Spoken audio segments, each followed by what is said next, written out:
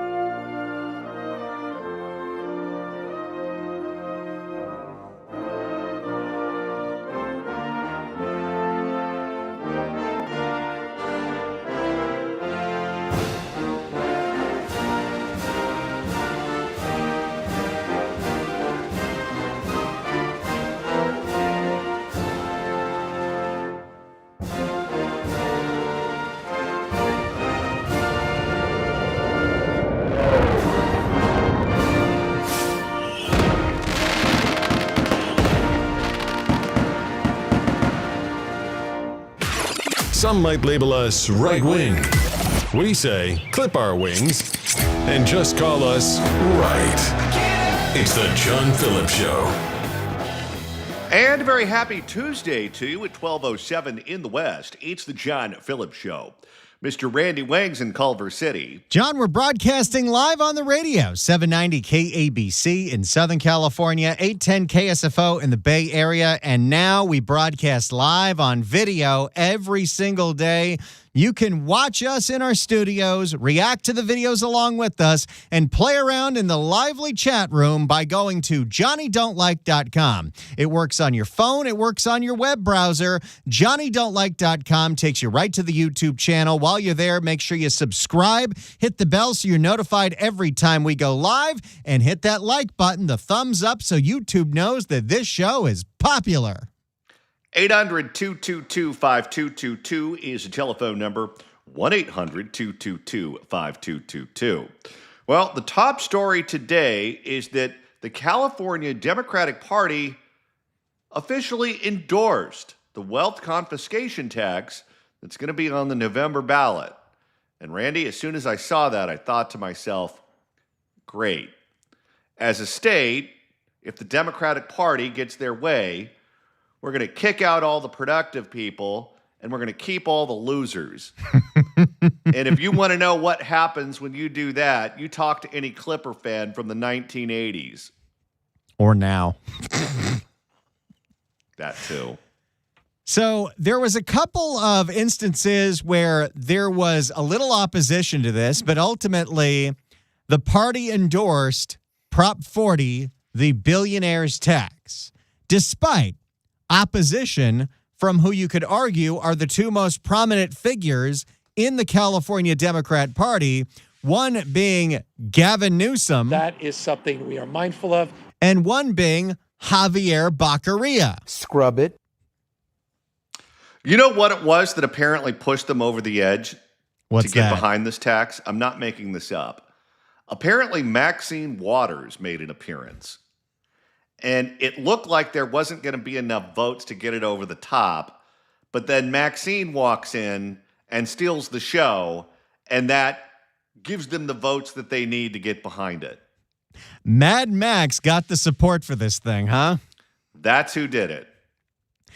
Well, let's see what the after effects are now that Prop 40 has been endorsed by the California Democrat Party. This is, of course, the SEIU healthcare union-backed initiative that would take a 5% asset seizure of the 200 or so billionaires in the state of California and use that money for healthcare. You know what else this is? It's the SEIU having complete control of that party. When it comes to the SEIU, the California Democratic Party does not have the ability to say no. If the California Democratic Party was an actual girl, they'd be pregnant by 13. Just gonna move past that one. Here's ABC 10. Named Democrats, including Governor Gavin Newsom, have opposed the billionaire's tax, but over the weekend, the state Democratic Party voted to endorse the ballot measure. Gavin doesn't have a great track record in backing horses for these statewide elections. He had a big win with Prop 50, but he was on the complete wrong side of Prop 36. And even though he may be on the right side of this issue, the public's not with him. Nope, do not forget, when it came to Proposition 36, it passed in all 58 counties in California, all 58. And by most of them in margins where it was 70-30. Despite that, Sacramento politicians and Gavin Newsom don't want to fully fund it. And now there are all kinds of diversion programs to handicap it. ABC 10 State Matters political reporter Jenny Huh is here now to explain. Well, Chris, the wealth tax has been a divisive issue within the Democratic Party and with members of the state Democratic Party. I wonder when people were collecting signatures, sometimes you have to, when you're standing outside a farmer's market or you're standing outside of Target or what have you, you've got the table, you've got to collect the signatures, you've got to say something to get people's attention. How many people over the spring were screaming out, "Do you want to take Tom Steyer's money away?" Would you like to stop seeing those stupid ads? Take his money away so he can't afford any. I'm Tom Steyer, and I'm about to ride the D. Voting to bug the opinion of Governor Newsom, the road to November could be bumpy. We weren't surprised. I think the establishment was surprised. Dave Reagan with SEIU. This is the real power players in the state of California. The unions still pull a lot of the strings. UHW, the healthcare union behind the proposed one-time tax on the state's 200 or so billionaires, is celebrating the endorsement by the California Democratic Party. And if this passes by the margins that it looks like it may pass according to the most recent poll, why would any of the other unions that are not getting this 5% not put one up in 2028 or 2030? The teachers aren't getting any money from this. Cecily wants her 5%. Get that money! What was the thing that was in the Hunter Biden emails, 10% for the big guy? Nope, wrong story. Reagan says it sends a clear message to Democratic leaders in opposition, like Governor Gavin Newsom and leading gubernatorial candidate Javier Becerra. Frankly, Nobody cares what Becerra put out a list of the propositions he's endorsing. Who's paying attention to that? No, and this shows you, by the way, where the power is in California. The power is in the unions. And the people who get elected to office are just the figureheads of the coalition. It was Gavin, and now it's going to be passed down to Baccaria. But the people calling the shots will not change. It's the SEIU.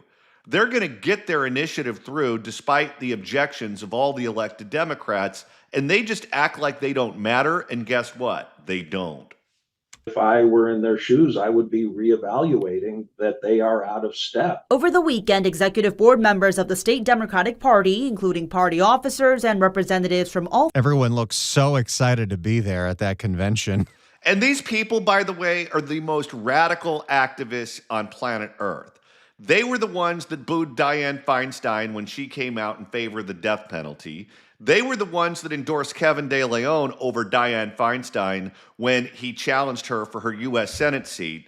If given the opportunity, they'd probably nominate Luigi Mangione for president. It is hot as hell. I knew there was a reason I keep that on the board. 58 counties met in San Diego to endorse candidates and ballot measures on the November ballot. Chair Rusty Hicks was not available for an interview for this story, but a spokesperson. What is he busy doing? Didn't he run for assembly and lose in the primary? Confirmed. Well, typically, that's who the consultants are, the people that couldn't go the distance themselves.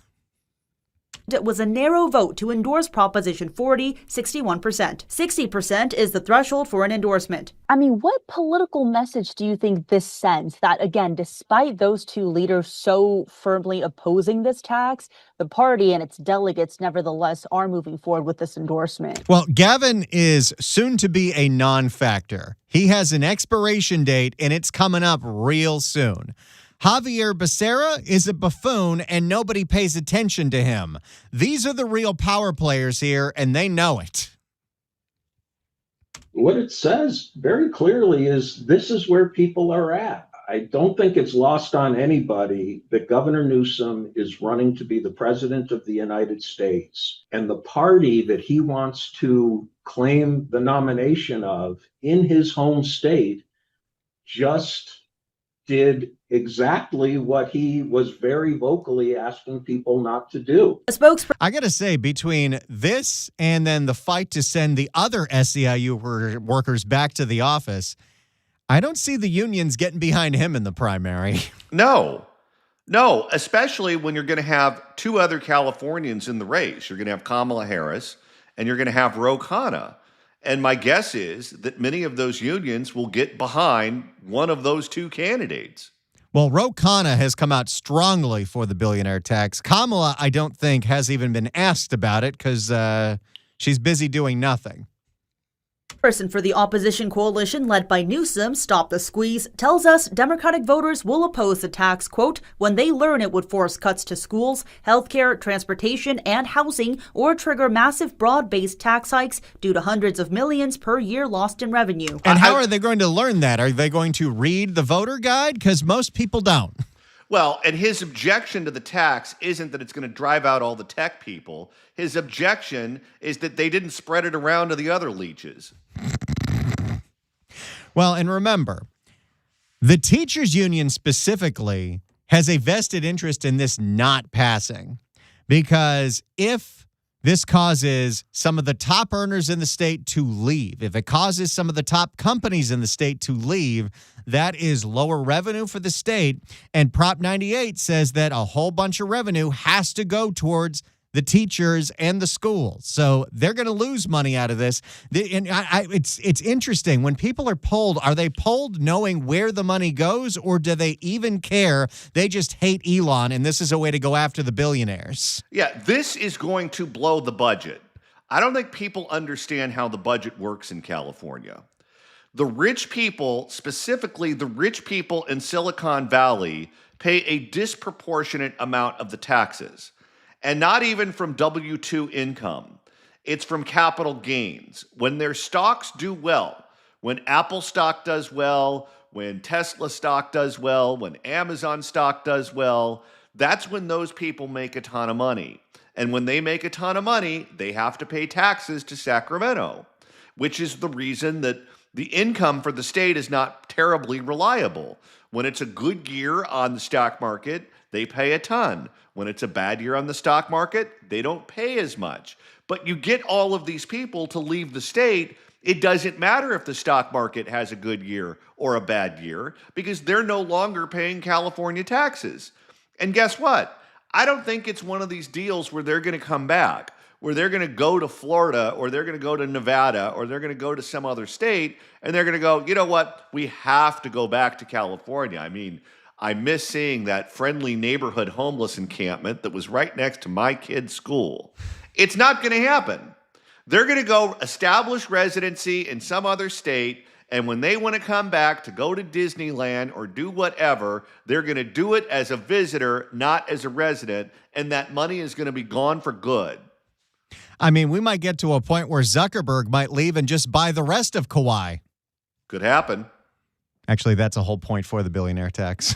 That's been the main opposition, that if billionaires leave the state or move assets, the state would lose significant income tax revenue. There's also opposition on the ballot via Propositions 41 and 42. Now, this is what's going to be Probably the saving grace of Prop 40 possibly not passing is that there are actually three competing measures. It's like the sports gambling thing and then some, because there's Prop 40, which is the billionaires tax, but then there's Prop 41 and Prop 42, which are backed by the billionaires, which if either of those pass and gets more votes than the billionaires tax, invalidates the billionaires tax. It is going to be a very confusing and very expensive ballot. I love the fact that we've turned the election into one great big trick question, and then we send ballots to every dead person in the state.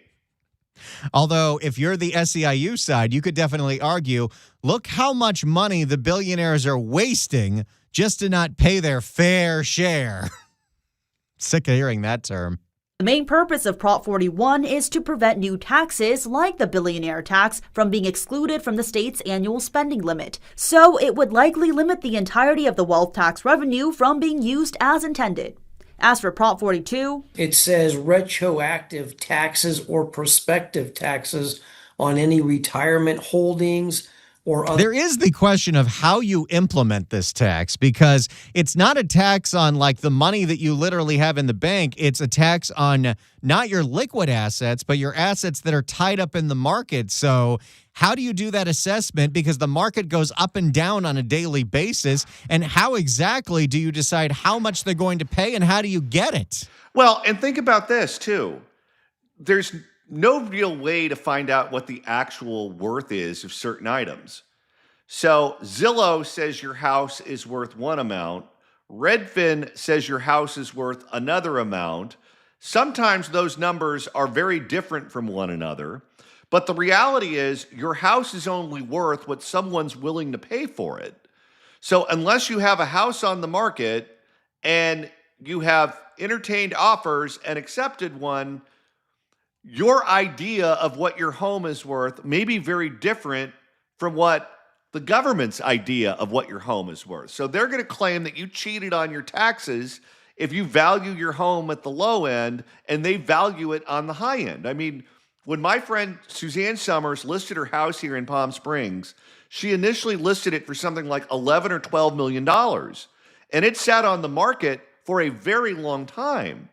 And she had to lower the price and lower the price and lower the price. And I think she finally sold it at $6 or $7 million. Well, that's what the home was worth, because that's what someone was willing to pay for it.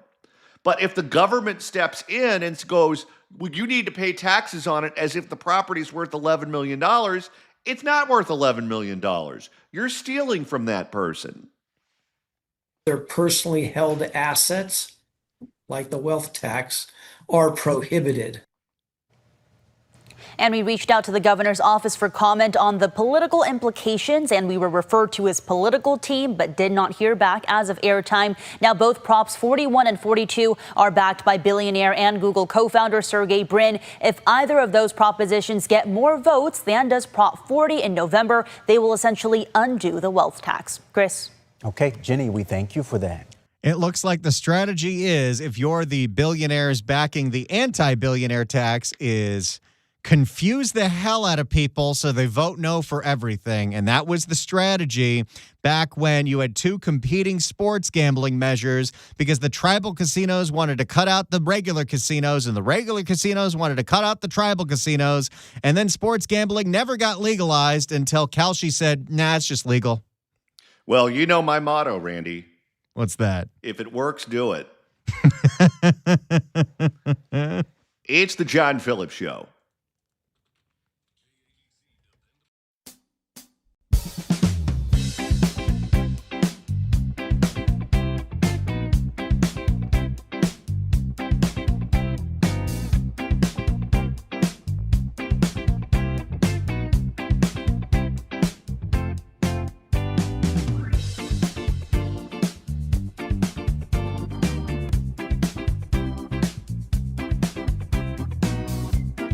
No purchase necessary to enter or win. Sweepstakes open to U.S. residents only, except New York and Florida. 18 and older. Rent 11/126. Void where prohibited. For official rules, visit CarProSweeps.com. Sponsor Acuity Marketing, Inc. DBA CarPro.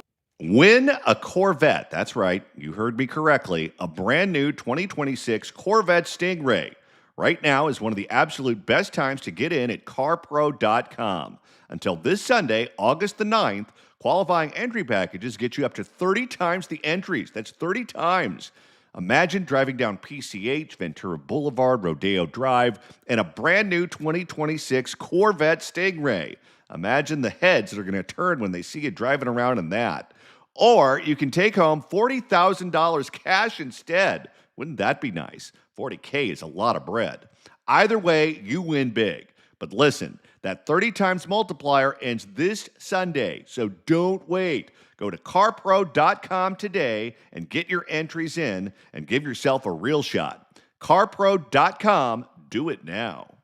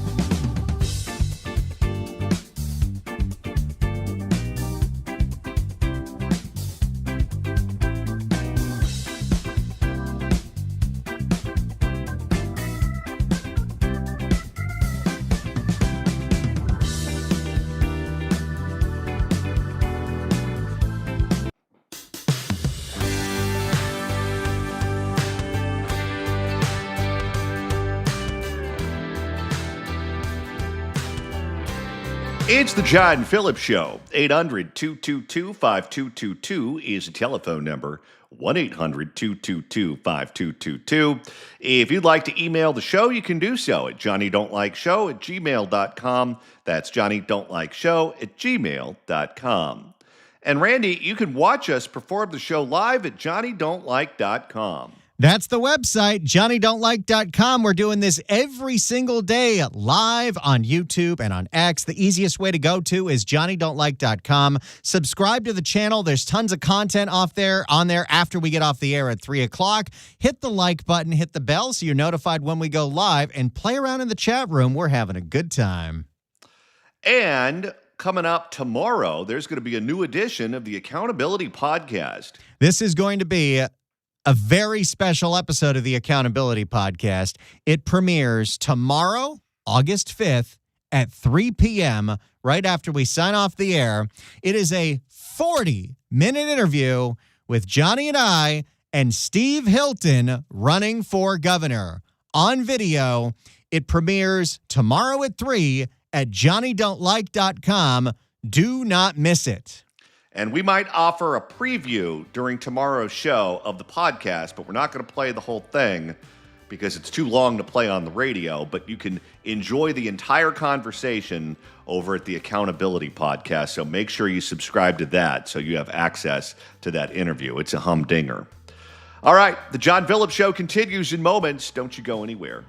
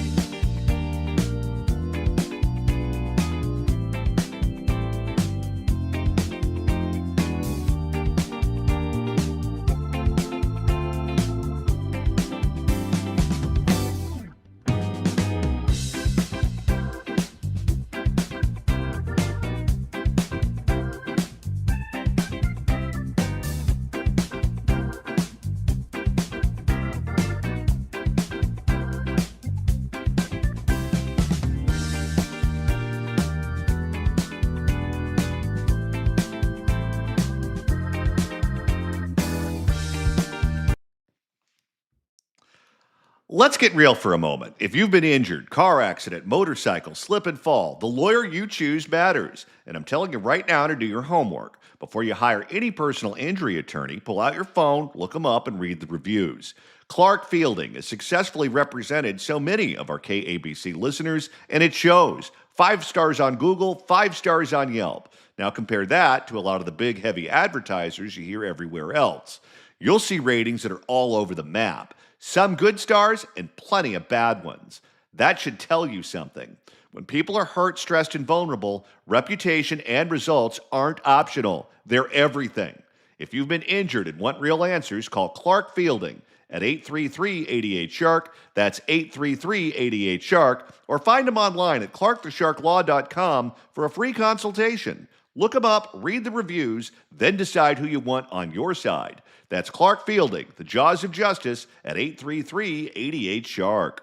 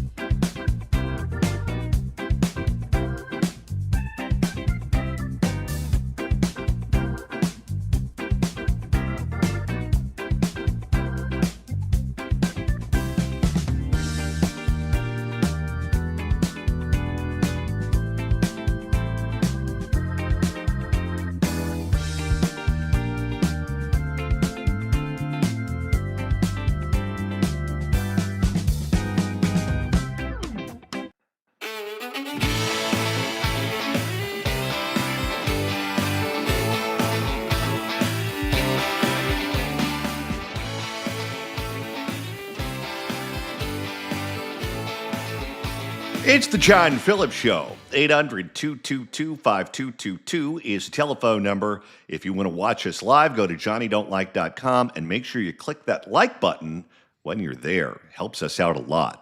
We're having a lively chat in the chat room where now everyone who listens in San Diego is demanding that Kogo put us on the air. And yes, I'm for it. In the meantime, what do you say we make a couple of listeners very happy? Well, let's do that right now. 790 KABC welcomes Jason Bonham's Led Zeppelin Evening at the Pacific Amphitheater on August 22nd. Tickets are on sale now at packamp.com, but right now, caller number 9 at 1-888-790-5222 gets a pair of tickets to the show, not to the fair, because the fair will be over by then. You got to get your fried Twinkies right now. Tickets furnished by the Pacific Amphitheater. Good luck dialing. Remember when they used to make you go to remotes at the OC Fair, and then Lewis would try to shove a pig in your face? Oh, yeah. No, I actually, it's funny that you mentioned that. It was at the LA County Fair. Were you there for that one? I wasn't there for it, but I've heard the story. Okay, so Jillian and I were doing an afternoon drive show together. Jillian Barbary, for those of you who live in LA, you watched her on Good Day LA for years. You listened to her on the radio with me. If you're in the Bay Area, you saw her on the NFL on Fox. She did the weather for their Sunday morning football program with James Brown and Terry Bradshaw and Howie Long.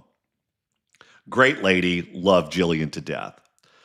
So we went to the LA County Fair, and they wanted to present me with a pig for whatever reason. I don't know why. Because you don't like animals. I never grew up on a farm. I don't really have much affinity for farm animals. So, of course, they want to bring them around me nonstop. Well, and this was the producer mindset of your producer, now the program director of WMAL, Louis Segura. How can we torture John at a remote? So they present me with a pig at the fair in front of a bunch of people. And what I did was act as if I was being introduced to Rosie O'Donnell. And I don't think the fair people saw that coming. And the farmer who was presenting me with the pig didn't know how to react to that. And I just kept going and going and going. I loved your work on A League of Their Own. Let me tell you, it wasn't Madonna that was the star of that movie. It was you. And The View, come on. That fight that you had with Elizabeth Hasselbeck, split screen, that went viral. I even liked you in Exit to Eden when you were wearing the leather. And you were the star of the Flintstones, for heaven's sake. You're bigger than John Goodman.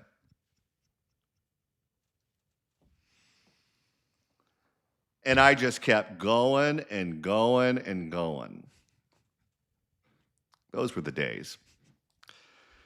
800-222-5222 is the telephone number, 1-800-222-5222.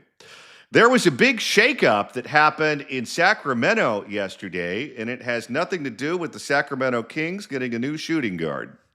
No, there's been a big change-up in how the Republican caucus is going to operate as Alexandra Macedo is replacing Heath Flora. Macedo, excuse me, is replacing Heath Flora as the new Republican leader in the assembly. Johnny, what I've heard is there were some people very upset. Flora decided that why don't we just go ahead and allow some more tax hikes to go on, because that's what they should be opposing. No, you know what he did? It was even worse than that. It was a tax or a bill that would allow 2 different counties to raise taxes beyond the legal limit. Los Angeles, and it was one in the Bay Area, I forget. And what the Democrats wanted to do was make it so that none of the Democrats that live in those areas had to vote for it, so they would not be accused of raising taxes on their constituents. So what Heath Flora did was he and some other guy, Juan Elenis, another Republican member of the assembly, they voted for it so the Democrats could either abstain or vote against it so they wouldn't take heat in their reelection.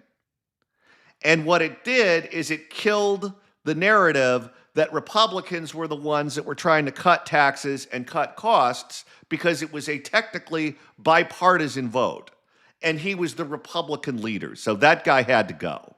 What exactly did the Republican caucus get out of that deal? I don't know. I mean, he basically acted as a member of the Democratic Party that just happened to control the Republican caucus. So my guess is the unions were happy with him. My guess is the Democratic leadership was happy with him, and they found a way to kick in some way or another. Well, for more on this shakeup in the Assembly, here's a report from KCRA3 and, yes, you guessed it, the wonderful Ashley Zavala. State lawmakers returned to the Capitol today for a busy month of debating legislation. They now have 4 weeks to pass any proposed laws and send them to the governor's desk. But on day one back at the office, there was an unexpected shakeup in leadership. Republicans today abruptly voted to remove Ripon Assemblyman Heath Flora as their... That's a great file photo of Heath. He looks like he's screaming at someone to get off his lawn. minority leader. The new leader of the Republicans in the Assembly is Tulare Assemblywoman Ali Macedo. KCRA3 political director Ashley Zavala was at the state capitol as all of this was unfolding. I'm told this is the result of a series of events and disagreements within the Assembly's Republican caucus this year. The new Republican leader, Assemblywoman Alexandra Macedo, noted that Assemblyman Heath Flora recently sided with Democrats to pass new taxes across the state. We did see Flora walk into floor session briefly today, then quickly walk out, and we did not see him again. You're looking at file video of him on your screen. He went to go hide. Did you see that story about him in the California Post about his bar tab? Oh, please elaborate. $11,000 from a dive bar. How do you do that? You know how much you have to drink to spend $11,000 at a dive bar? It's not like the dive bar has Clase Azul. So if you're paying that much, you're buying in bulk. To say the least. My sources said as soon as Republicans met at the state capitol in their closed-door meeting this afternoon at around 12:30, Macedo called a leadership vote. This comes a day after the California Post reported Flora was at the center of ethics investigations and reported some questionable use of thousands of taxpayer dollars taking meetings at an East Sacramento He looks bar. wasted in every single photo they've put up on the screen of him. There's a lot of stories coming out about Heath all over the internet right now. And it's another one of those situations where, much like with Swalwell in D.C., everyone in Sacramento's like, oh, yeah, I know all about this. I don't know what his ethnic background is, but he looks about half Scotch and half soda to me. Macedo said that was not the reason and called some of that reporting inaccurate today. Some of my Republican sources expressed serious concern about the timing of this, specifically ahead of an election where Republicans in the state assembly are trying to pick up seats. Democrats right now don't need a single Republican vote to pass anything because there are so few Republicans at our state capitol. Oh, just twisting the knife. I asked Macedo about this when she spoke with reporters today. Some members are worried that this is happening before an election and that it presents the perception that there's possible instability in your caucus. How would you respond to that? There is absolutely no instability in our caucus. Our candidates are... All right, you're getting used to the camera, but you're starting a little robotic and you use the A word. Absolutely, absolutely. She looks like she could be a host on Fox News, doesn't she? A little bit. Are amazing candidates And you know who what? are... I'm not going to ding the other guy on that one because both of them could be on television. She could be on Fox News and he could be on Cheers. Locked in, they are ready to fight, as is the rest of our caucus, and they have my commitment that I will spend every minute, all the way through the time that the new members are sworn in, fighting for every vote. We want to bring Republicans home. We want to make sure that they show up to vote in November, and we also want those that are jaded by the California policies that have left this building, that have left them behind, and tell them that voting for a Republican means voting for common sense and voting for money staying in their bank accounts that they worked hard for. Okay, she finished very strong. And you know what? Hopefully she does media because the old Republican leader was James Gallagher, who's now in Congress, and he did media all the time. He was always on the show. I haven't seen Heath Flora anywhere. Have you? I haven't, and I'll tell you, I pay a lot of attention to what's going on in Sacramento. I don't think I've even heard the name Heath Flora until a week ago. We have been in contact with Assemblyman Heath Flora, and we are working on getting his side of the story. I also Did she call the payphone at that bar? reached out to the Democratic leader of the state assembly, Speaker Robert Rivas, for comment. I'm waiting to hear back from his spokesman. Oh, you'll be waiting for a long time. Back to you. Thank you. Lawmakers have until August 31st to pass bills this legislative session, and then the governor has until the end of September to sign them into law or veto them. So there you go. Big shakeup on the Republican caucus in the California Assembly. Oh, good for them.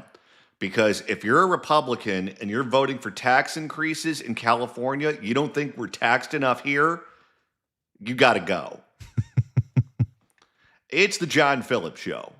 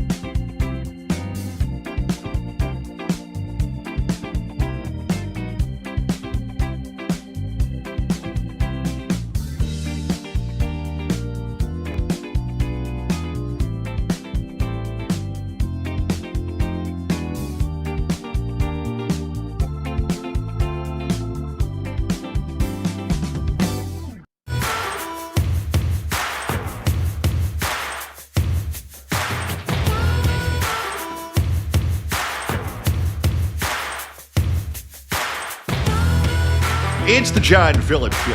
800-222-5222 is a telephone number. 1-800-222-5222. If you'd like to watch us live, go to johnnydon'tlike.com and you can do it there. You can see the Katie Porter bobblehead in full action. Katie, you have anything to say to the camera? Why do you have to watch porn in the living room? Barbara Stone joins us at the top of the hour. All right. If your house was robbed and you want to go buy back your stolen stuff, Randy, you have an update for us on that. San Francisco is actually starting to crack down on the sale of stolen goods in the Mission, thanks to, and I can't believe I'm saying this, a bill that actually made a little sense, written by Scott Wiener. Oh, come on. So let's take you back in time when a different destructive politician by the name of Ricardo Lara, I'm very kind of sketchy, wrote a bill, SB 943, I might have the number wrong, which decriminalized all aspects of street vending in an incredibly misguided attempt to protect illegal immigrant street vendors. It created loopholes in the law where law enforcement were not allowed to do anything about selling stolen goods, like literally the deodorant you steal from Walgreens. You can sell it on a stand in the Mission. How in the world did Scott Wiener get this right? Is there some kind of rider in the legislation that says that all of the stolen books have to get confiscated and donated to Drag Queen Story Hour? Well, let me clarify here. It's pushing it in the right direction, but at a very slow pace. So law enforcement not allowed to deal with illegal street vending, even when public works employees were getting harassed and sometimes beat up by the criminals in the Mission. Scott Wiener, for 5 years, tried to get a bill through the legislature to fix this. And the legislature, and again, you got to remember, Scott Wiener even couldn't get this thing passed for 5 years, decided, all right, what we're going to do is come up with a list of 20 things that are the most commonly stolen items at Walgreens. The Board of Supervisors will vote on what that list is. And you have to get a permit if you're going to sell in the Mission. And if we see you selling deodorant in the Mission and you don't have a receipt for that deodorant, you're going to get a warning. And then the second time, you're going to get a warning. And then the third time, you're going to get a ticket. Oh, great. That's the crackdown on illegal vending going on in the Mission. It is a step in the right direction, but it is a very small step. For more on this, here is ABC 7 in the Bay. Well, it's been a year since a state law gave police new tools to crackdown on street vendors selling stolen merchandise. But is the law working? ABC 7 Eyewitness News reporter Luz Pena looked at the data, then went to San Francisco's Mission District to find out. Oh, that's one of the neighborhoods I don't go to when I go to San Francisco. Oh, you drive through it, it's like a never-ending mall of stolen goods. If you want to have a great time in San Francisco, go to North Beach, go to Golden Gate Park, go to all the fun restaurants and neighborhoods, but stay out of the Tenderloin, stay out of Soma, and stay out of the Mission, and you'll have a great time. What if you want to buy stolen deodorant? Then go to the Mission. Out if the figures match reality. The difference is clear. For years, this is what San Francisco Mission residents witnessed every day.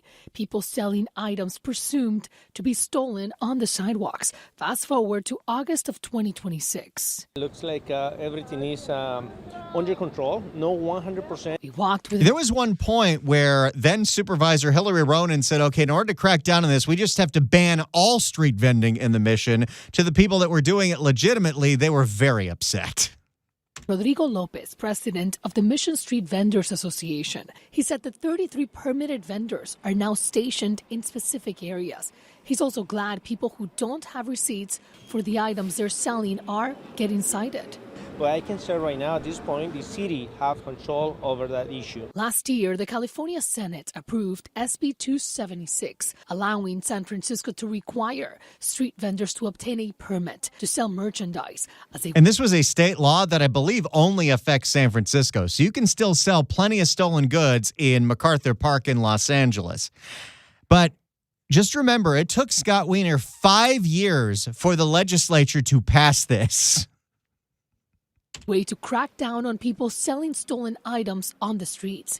Senator Scott Wiener authored SB 276, and city supervisors approved a list of over 100 commonly stolen retail items that SFPD now looks over before citing someone. Okay, the list I thought was 20. It's up to 100. So even if people are selling stolen cans of big, sexy hair, you could get cited. You think Pokemon cards are on the list?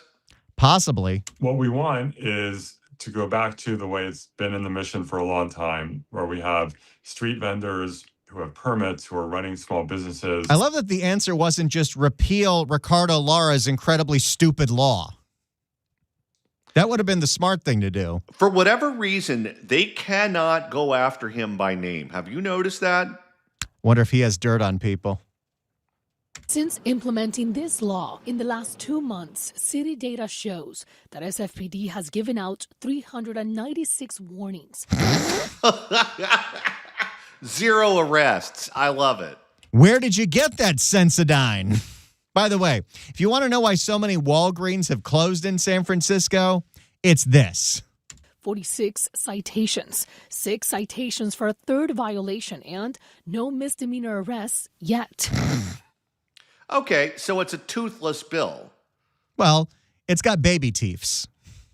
No, it has meth teeth. It's really about teaching these violators that there's better ways to conduct business. Despite the progress, SFPD confirmed there is still an enforcement gap at night. Well, that's when most of the illegal stuff is going on. That's when people are selling the stolen laptops. We're going to enforce it only when you're not open for business. Right now, we are challenged with our staffing. As our staffing improves, as our staffing increases, we're going to be able to increase those enforcement operations. The owner of Mi Tierra Market pointed to homelessness and the drug crisis as other persistent issues here. But this enforcement... Hey, there's a fentanyl fold right there in the middle of the street. It's a big fold. Is giving him hope. Now I'm getting excited for expanding. In San Francisco, Luz Peña, ABC 7 Eyewitness News. So it is a very, very, very, very small step, but a step in the right direction as San Francisco cracks down on illegal street vending by giving you a warning and giving you a ticket, then maybe another ticket, and then not actually arresting you if you keep doing it over and over and over again. Think Dick Clark ever did the fentanyl fold on American Bandstand? I don't think so. Had a bunch of women with bouffant hair doing that. It's a pretty easy dance. You inject and you fold over.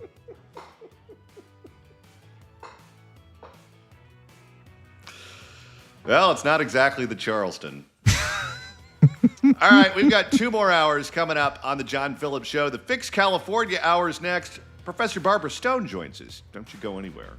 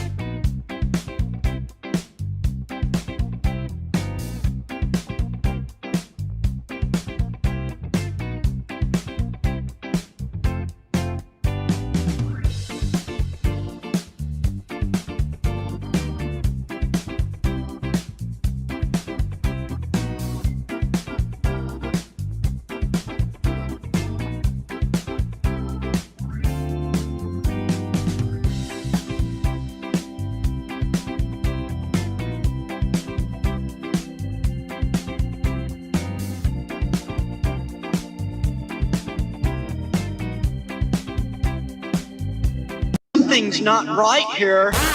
Crime is up all over the state. The homelessness in the city is out of control. The economy is sick. Taxes are high. Housing is expensive and businesses are leaving. California needs fixing. And John Phillips is just the man to lead the charge. It's the Fix California Hour with John Phillips and Randy Wang.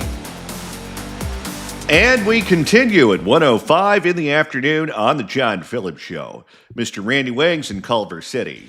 Johnny, we're broadcasting live on the radio on 790 KABC and 810 KSFO. And we're also broadcasting live on video every single day at johnnydon'tlike.com. It works on your browser. It works on your phone. johnnydon'tlike.com takes you right to the YouTube channel where we hope you subscribe. We're almost at 4,000 subscribers, which is a free thing. You just get it all on your feed on YouTube. Hit the like button and hit the bell, and you'll be notified every single time that we do one of these live broadcasts, which is every single day from noon to 3. We're here in studio. You can check us out, watch the videos along with us, and of course, play around in the chat room, which is so lively I can barely keep track of it. And once we hit 5,000 subscribers, we're going to do a podcast live from the most polluted waterway in all of North America. You can smell it right here. Yes, that is the new challenge. When we get to 5,000 subscribers on this channel, we're going to do a live broadcast from the Tijuana River. You know, I might have to start licking doorknobs before we go down there so I get COVID again and lose my sense of smell.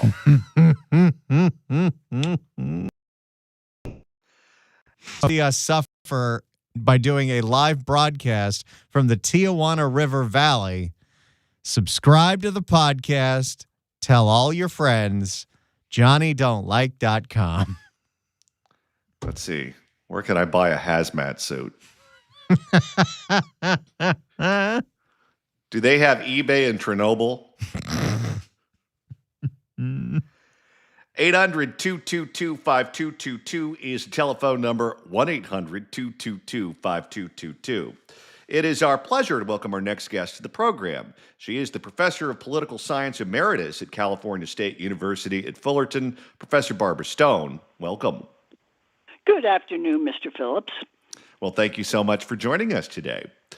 So let's start out by talking about the leadership shakeup in Sacramento, where the Republican Party in California, in the Assembly specifically, they specifically picked these people to lead the caucus who seem to act as an arm of the Democratic Party, an arm of the majority, where whenever the Democrats need their votes on something controversial, they make sure that there are a certain number of Republicans that provide them the votes that they need, so vulnerable Democrats can either abstain or vote no, so it's not used against them when they run for re-election. Most recently, it was Heath Flora out of the Central Valley who just got dumped. But there's been some variation of that type of person in that job at some point or another for a very long time. Before him, it was Marie Waldron, it was Chad Mays, it was Christian Olson. They all kind of did the same thing. How is it that the Republican Party ends up with some version of that person in that position when certainly their voters aren't there? First of all, start with the fact that there are so few Republicans in Sacramento, okay? So you somehow need to walk through what these people can and cannot accomplish. I guess I look at it, the Democrats love, as you just said, to be able to claim there was bipartisan support for this and relieve some of their members perhaps of having to vote for it. A lot of times, and in the most recent case, John, I don't know enough, but they'll do it somewhere where, yeah, it's a tax hike, but it's something that the members' constituents probably want, or at least important people in their district probably want, and or they talk themselves into it, and then they either hold on or they turn to Democrats, which several, particularly in San Diego, have done.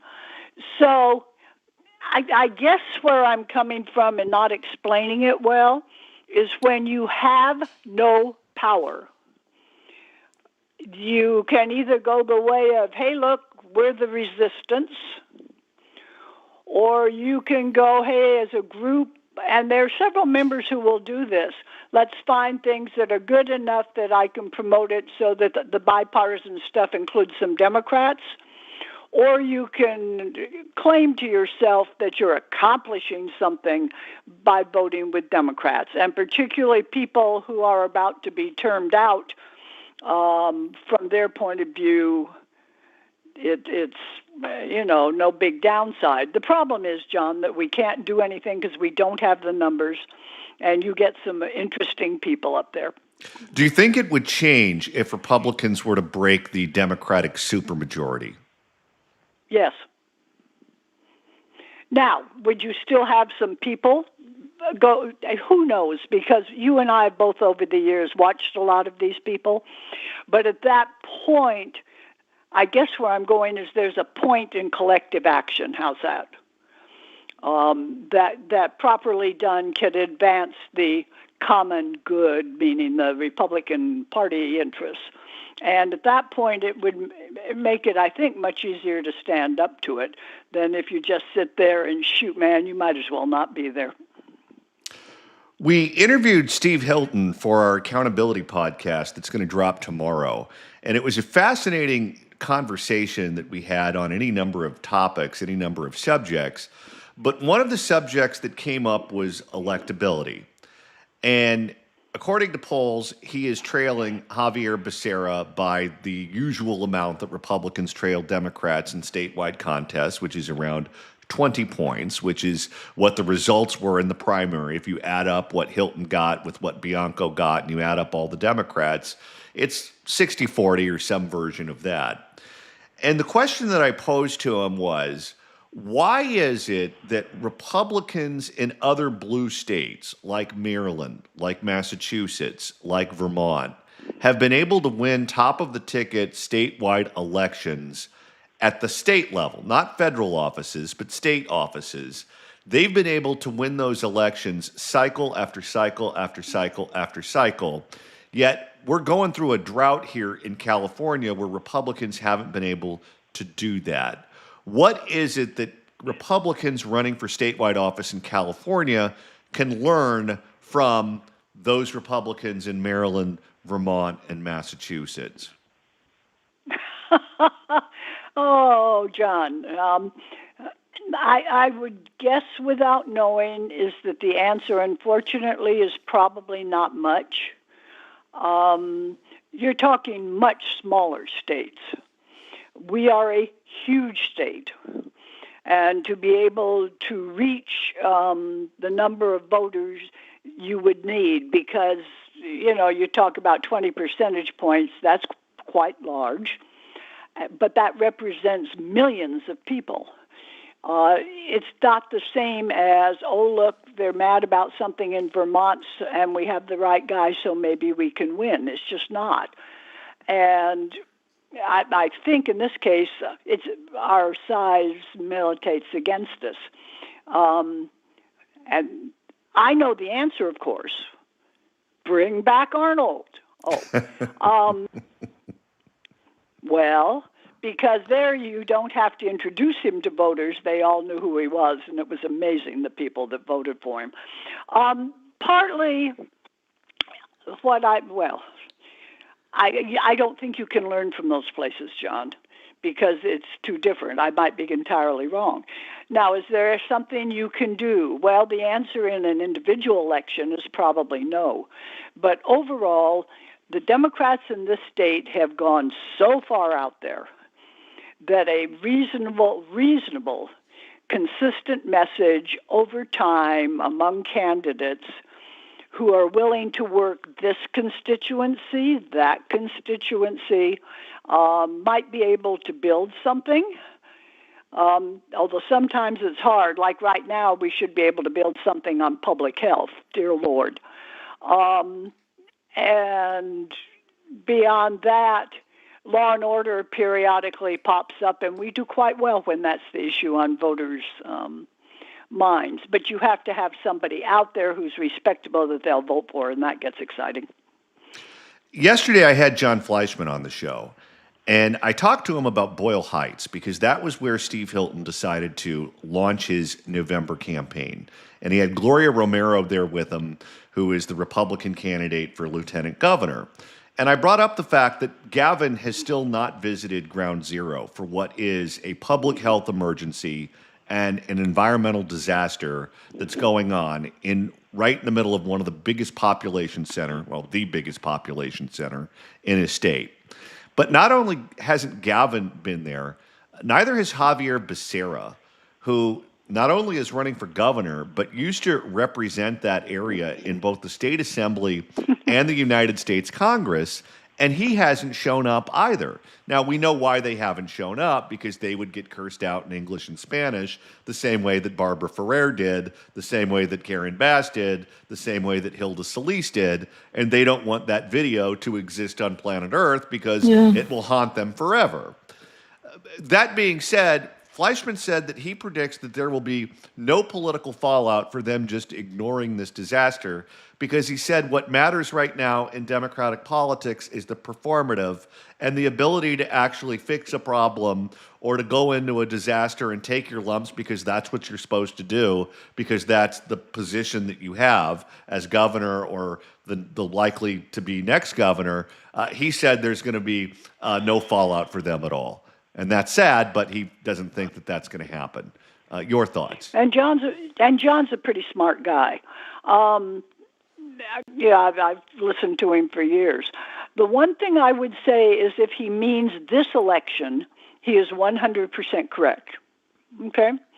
Because have I mentioned how huge the state is, and Boyle Heights is actually a very, very small corner of it. And even for city of LA, you've left them with the choice of Karen Bass or Nithya Raman, really?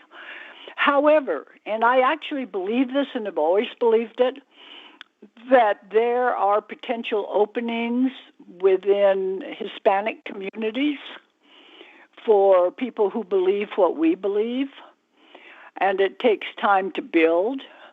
It takes people being there. It takes, give you an example.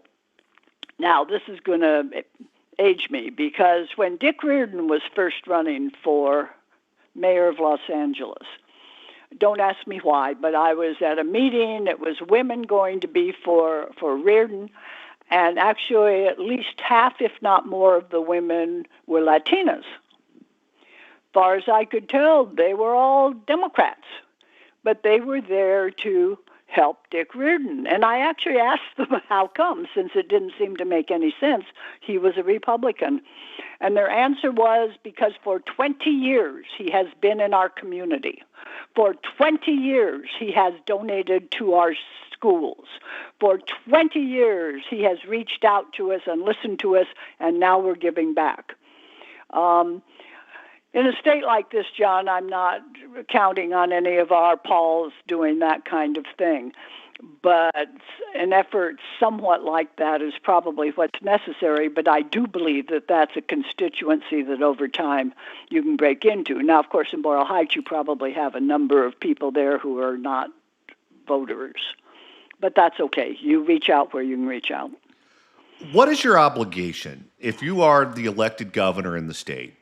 And you know those people are really angry and they feel like they've gotten the short end of the stick and they're getting sick and they fear that they're going to have long-term health consequences, and maybe they will. I don't know. It can't be healthy to stay there and breathe in smoke from a chemical fire for a very long period of time and then smell that disgusting stench that's been there ever since. They claim that their lungs are being filled with fluids, that they're bleeding from the nose, they have rashes all over their bodies, they're having all kinds of health problems, and they're showing up to Barbara Ferrer's health clinics, and they're being given Tylenol and told to go home and stop complaining.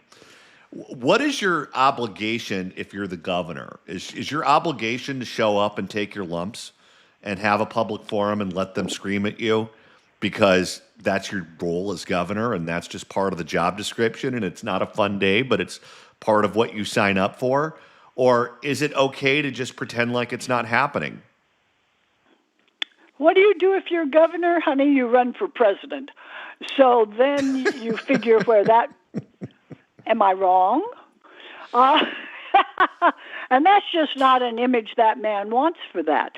Actually, for once in my life, I will quasi sort of a little defend Gavin, because health at this level really is overwhelmingly a local responsibility.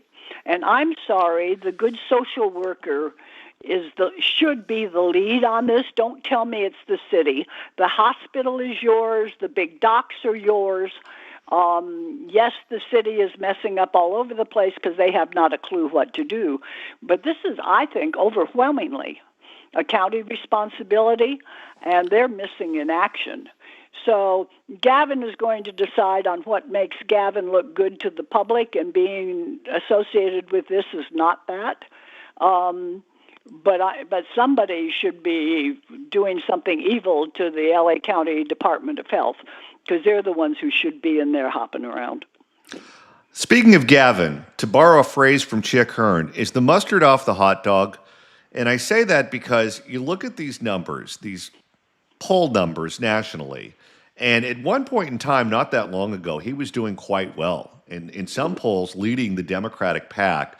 And now he's fallen way behind Kamala Harris and even some other people in recent polls. You look at the battle right now that he has going on with public workers, where he's trying to force them back into the office. They don't want to do it, and he's going to war with the unions over that. He's going to war with the SEIU over the wealth confiscation tax. It's not a good look to run for president as a Democrat when the unions in your home state hate your guts. It seems to me like Gavin isn't looking as good as he was looking not that long ago. I honestly believe that Gavin only looked good because there was no competition. In fact, if you talk to Democrats now, which I know you do, and you go, well, who do you think would be a good nominee? And frankly, or I sort of like, they're in trouble, John, from that point of view, because they have no idea. And Gavin sort of floated because he made a big point of being out there. Now, I'll make this comment. His name was resonating when he got publicity for fighting Trump.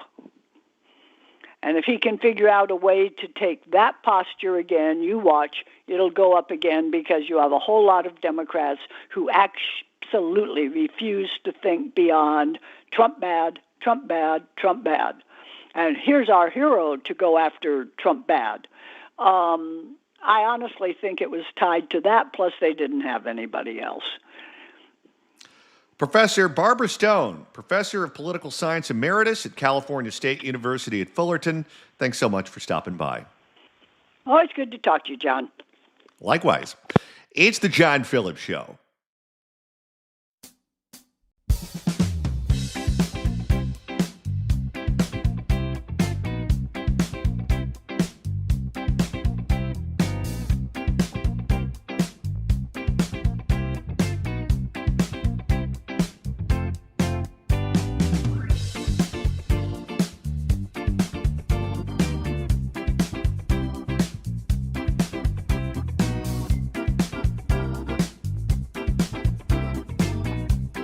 No purchase necessary to enter or win. Sweepstakes open to U.S. residents only, except New York and Florida. 18 and older. Rent 11-126. Void where prohibited. For official rules, visit CarProSweeps.com. Sponsor Acuity Marketing, Inc. DBA CarPro. Win a Corvette. That's right, a brand new 2026 Corvette Stingray. Right now is one of the absolute best times to get in at CarPro.com. Until this Sunday, August the 9th, qualifying entry packages get you up to 30 times the entries. That's 30 times. Imagine driving down Pacific Coast Highway, Ventura Boulevard, or Rodeo Drive in a brand new 2026 Corvette Stingray. Imagine the looks you'll get. Or you can take home $40,000 cash instead. That would be nice. $40K is a lot of bread. Either way, you'd win big. But listen, that 30 times multiplier ends this Sunday, so don't wait.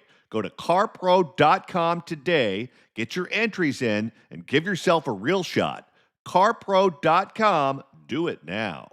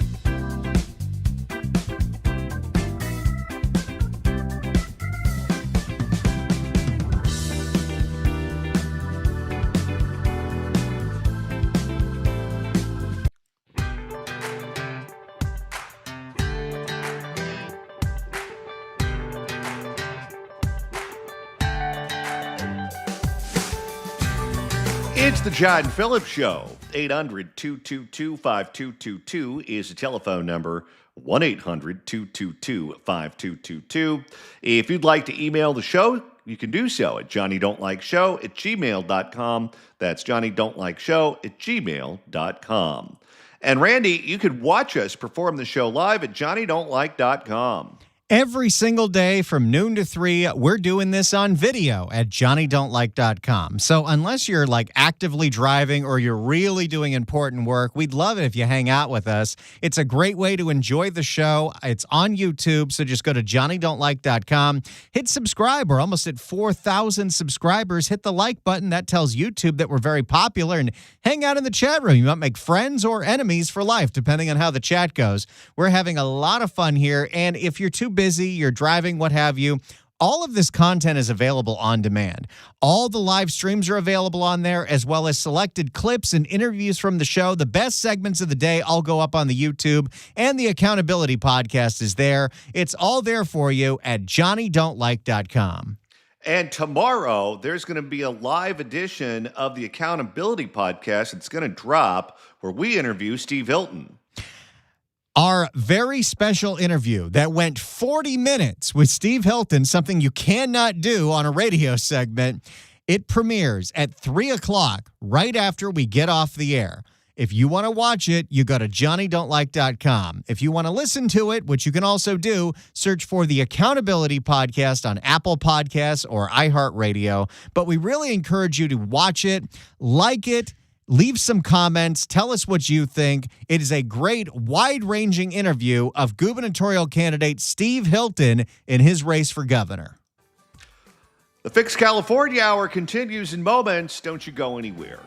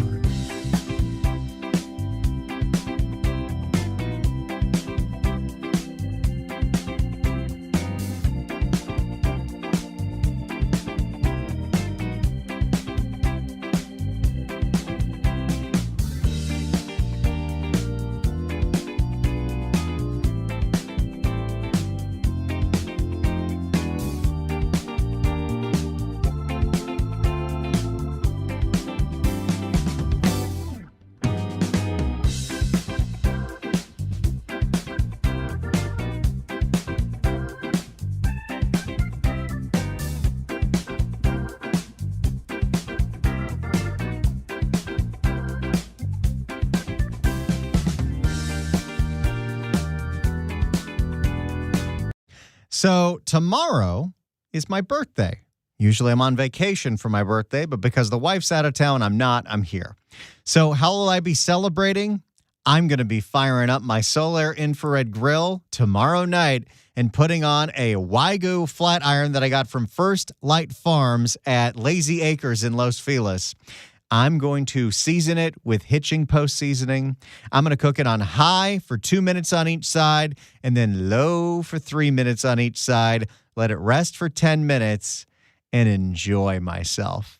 I love my Solar Infrared Grill. I've used it for over a year. It does a great job on steak, chicken, fish, veggies, what have you. Find out if the Solar makes sense for you. I upgraded my grilling game, and I'm never looking back. So check it out for yourself. They come in gas and propane hookups in all different kinds of shapes and sizes. BestHotGrill.com/Randy. That's BestHotGrill.com/Randy.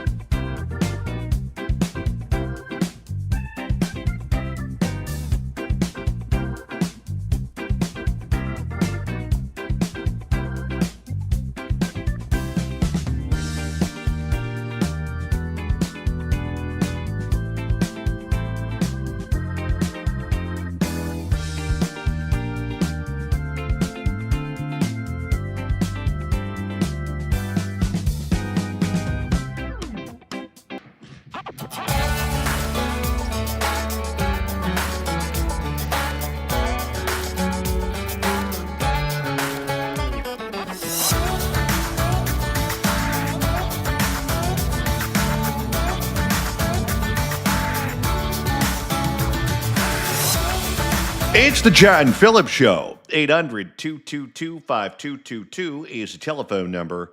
1-800-222-5222. If you'd like to watch us perform the show live, go to johnnydon'tlike.com and you can do it there. You can participate in the chat and click that like button. Where are we at right now with the likes, Randy? Let's check the latest like count. Let me go to my YouTube app. Wait, have I liked today's show? I better make sure I have. There, I hit it. Now we're at 175 likes.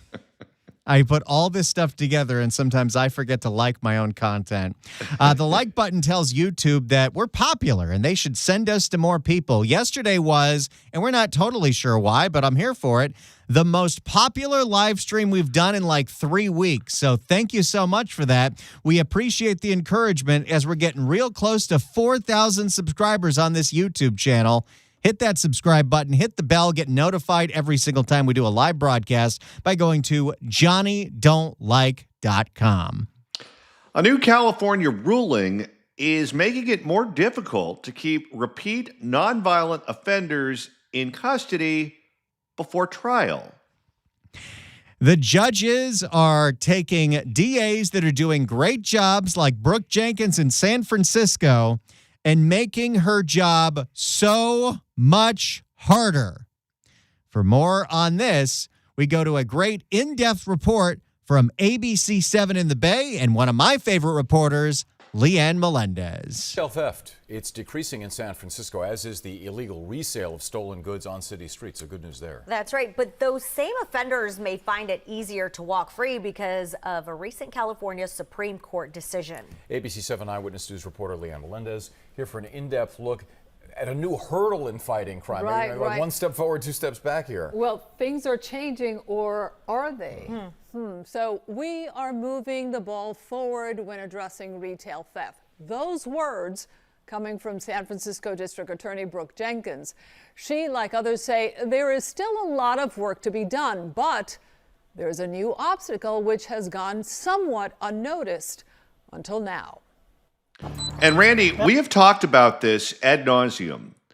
For public safety to be back in California, yes, it's very important to make sure that we have good district attorneys and we get these Soros DAs out of office, people like George Gascon and Pamela Price and Chesa Boudin. But you also need a police department that's willing to make the arrests. You need judges who are willing to keep people in jail. You need juries who are willing to convict. You need state lawmakers who are willing to put reasonable laws on the books. And if someone drops the ball, the whole thing falls apart. And in San Francisco, you've got a mayor that wants to enforce the law. He's not perfect, but he's a heck of a lot better than London Breed. You have a police department that is getting more and more the availability to actually do their job. Car break-ins are way down in San Francisco. You have a district attorney who is one of the best in the entire state trying to really go after some of these repeat offenders. But it's the judges in San Francisco County specifically that are constantly throwing a wrench into the case. They're the ones that say, oh, yes, the Honduran fentanyl dealers, they're definitely victims of human trafficking. Let's release them. Oh, the repeat thief, that must just be because of poverty. Let's release them.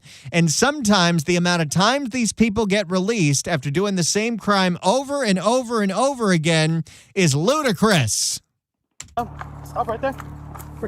In a single night, 22 people were arrested in San Francisco for shoplifting. The video was provided by the SFPD organized Retail Crime Task Force. They're stealing from a Whole Foods. What are they stealing? That one stalk of asparagus that's in water that costs $8? Hey, stop running! Today, the consequences are more severe. Since December 2024, a district attorney can ask that a shoplifting or petty theft charge be filed as a felony if that defendant... That is Prop 36, by the way. That's the two aspects of Prop 36 are the drug aspect and the repeat thieving aspect. And you go, why is this important? They're not violent. It's not like they murdered someone. It's not like they raped someone. They stole something from a retail store. Well, the answer is if you let them out until the trial begins, sometimes it takes months before those trials start. So how many more stores can they knock off while they're out before the trial is resolved? Has 2 or more prior convictions for theft-related offenses. We have filed well over 100 of the 666.1 cases, which is really telling us that there are people who are running around with prior convictions who are continuing to steal, and we've been able to one by one, apply more serious charges to them. Let's not forget, this is all happening in San Francisco, which has notably seen so many Walgreens close because of retail theft, including the Walgreens where they had to chain up the frozen pizza and ice cream. Where you're supposed to get your blood pressure medications in San Francisco. CVS and waited a really long line. Which matters. The use of police drones has also been instrumental even in pickpocketing cases. After confirming 3 separate pickpocket thefts, officers coordinated an arrest operation. Here's what... Okay, who's doing the SFPD's voiceover? Because that's a great voice. Sounds like the guy from Unsolved Mysteries. They told us back in March when we visited the Real-Time Investigation Center. We're absolutely using that as a message to send out that if you come here to San Francisco, you're going to get held responsible for what you're doing. Hey, he didn't use the A word. Good for you. But despite these tougher laws, some suspects are released by the courts, even though they have committed several offenses. Take the case of a man named Tyrese Boswell, arrested last December for 18 thefts at a Walgreens.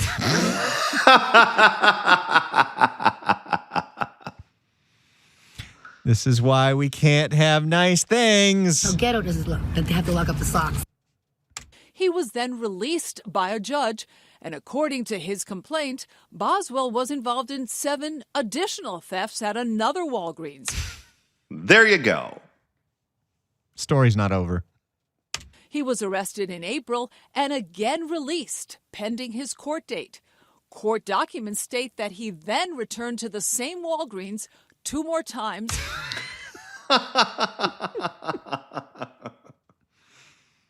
And arrested a 3rd time. He now remains in jail.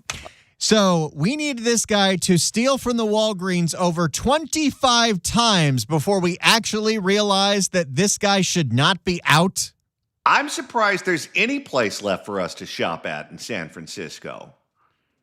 According to police, his theft spree totaled nearly $40,000. In case you're wondering, some of those stolen items are then illegally sold on these streets. In the Mission! There you go. Today's show goes full circle.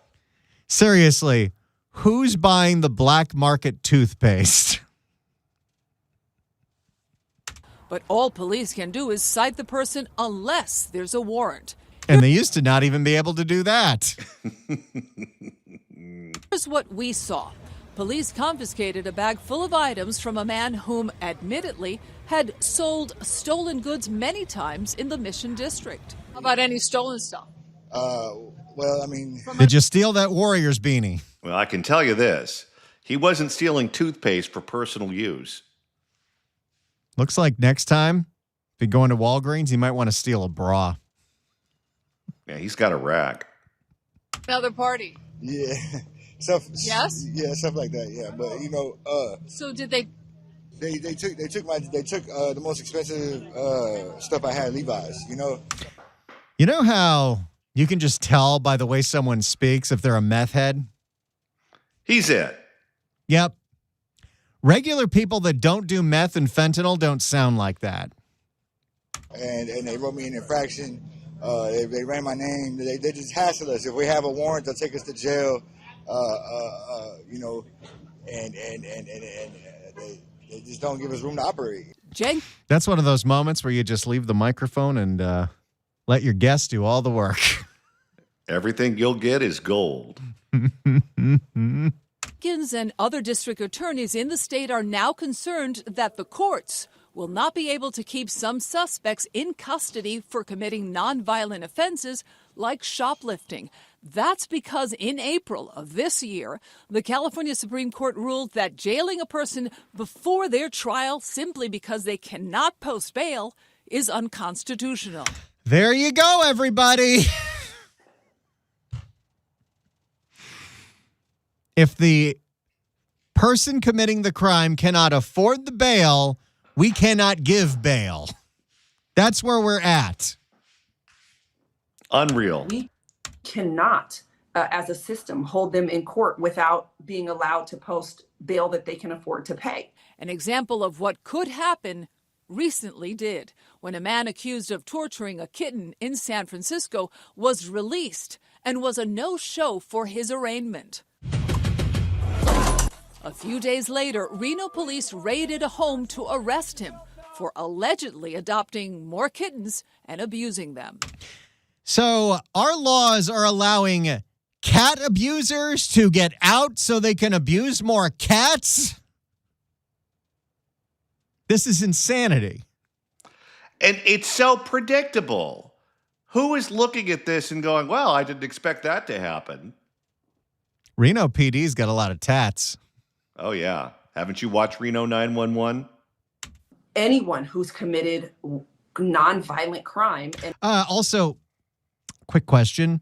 How is torturing a cat not a violent crime? Yeah, you're causing pain to a living thing. I mean, nonviolent against another person, not an animal, anything like that, is going to be back out into the street, most likely. So we're not advocating one way or another with regard to the state Supreme Court's decision, of course. Sure we're not. We're being completely neutral in this story. We could read between the lines. We just stuck our microphone out and let the meth head do all the talking for us. Force. This decision stems from a case where a man found a credit card, used it to try to buy a $7 hamburger, was arrested. Bail was then set at $75,000. He couldn't pay it. And how is that even possible? And you see these people that abuse kittens, and we just let them out. But they're putting someone in who stole a $7 hamburger. Then he spent 6 months in jail waiting for his trial. Here's what I want to know. What did that guy do before he stole the hamburger? Because it could be a situation where he has been a career a-hole, and this was just the latest straw that broke the camel's back, and they go, okay, you're a problem child. This is what the bail's going to be. A lot of district attorneys in the state very concerned about the consequences of this ruling. Yeah, well, that seems to be the extreme. In that case, a $7 hamburger. And we're already seeing this applied every single day. If a Hondo, which is what they call the Honduran drug dealers that are selling fentanyl in the Mission and Soma and the Tenderloin, if they get arrested, they don't even get held because, they can't afford the bail. Right. And, of course, we're not going to turn them over to ICE because we don't do that in San Francisco. How do these people keep getting released from jail? Like, is it an overcrowding situation? What? Well, I mean, for the longest time, California has said, well, if it's a minor offense, then they shouldn't be in jail. Mm-hmm. And how about 25 different minor offenses all at the same Walgreens? That's why we came up with this 666.1, which is if you commit more than several, and then you commit another crime, which was before a misdemeanor. Now it will become a felony. You got the one guy at Walgreens 10 times. It's little by little. I know, and they keep on coming. Yeah, thank you, Leanne.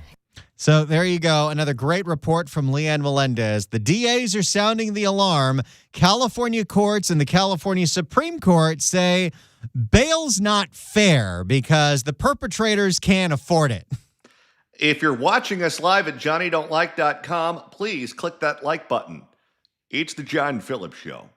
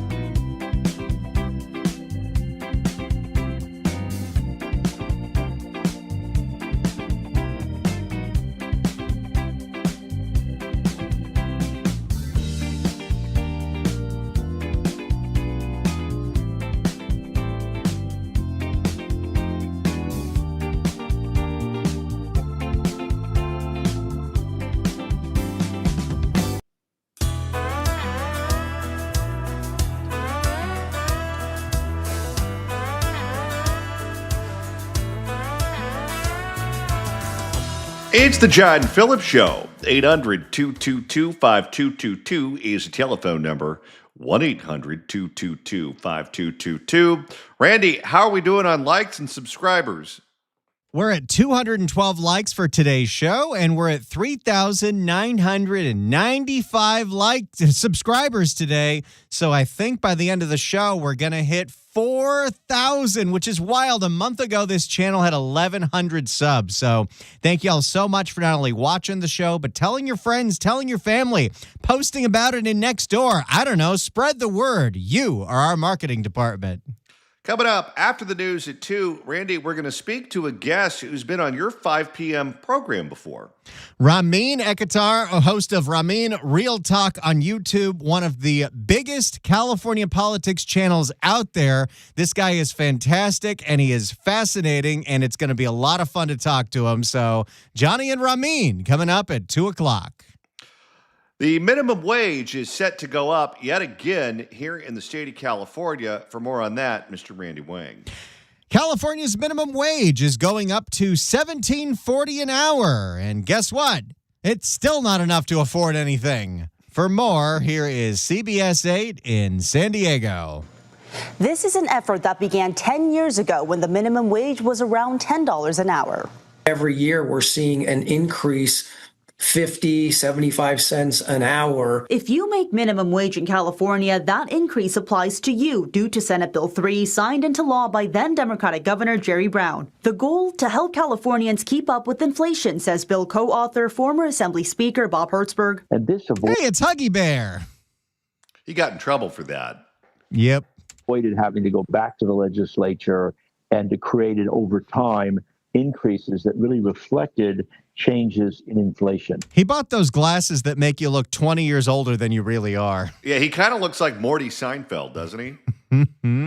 SB 3 passed along party lines with the strong backing of labor unions. It was a hard... Everything that passed with the strong backing of labor unions.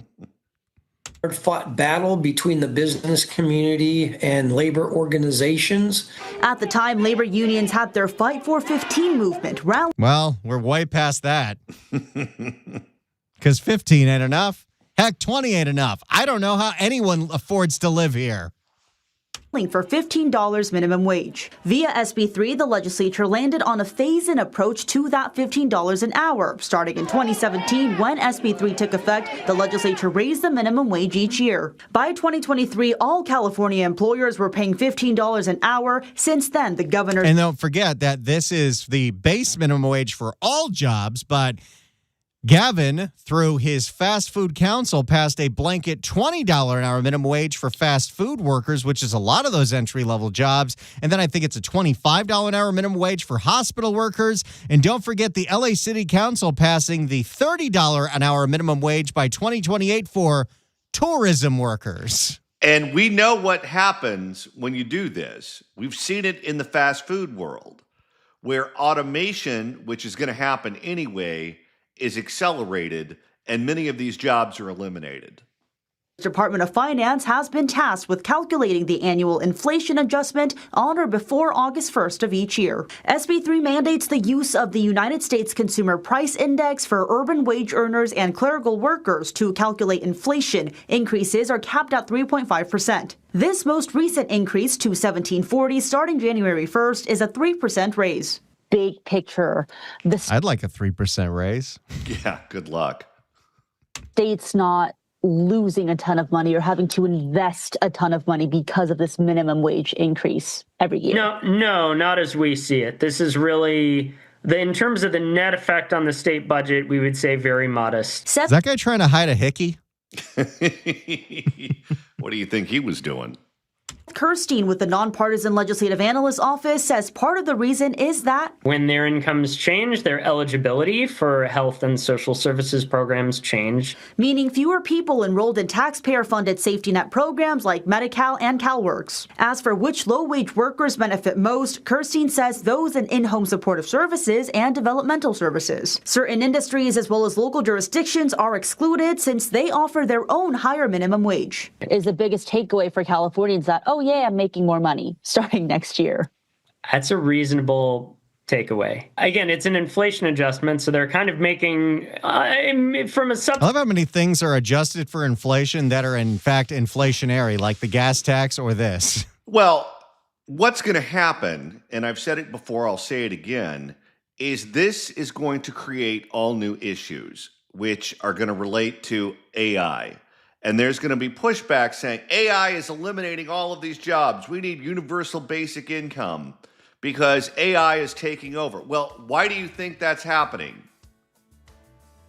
The policies that Sacramento has given us are going to take the AI takeover and it's going to put it on fast forward. It's going to make it happen faster. And many of these jobs are going to go away and they're not going to come back. All right, we've got one more hour coming up on the John Phillips Show. Don't you go anywhere.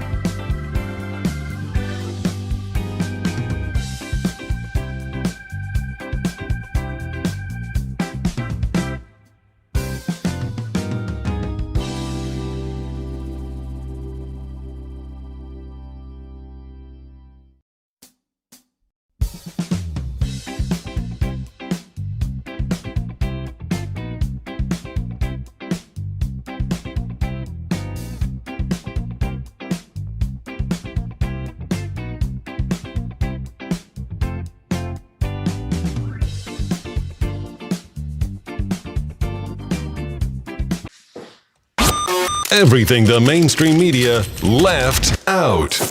Delivered just right. It's the John Phillips Show.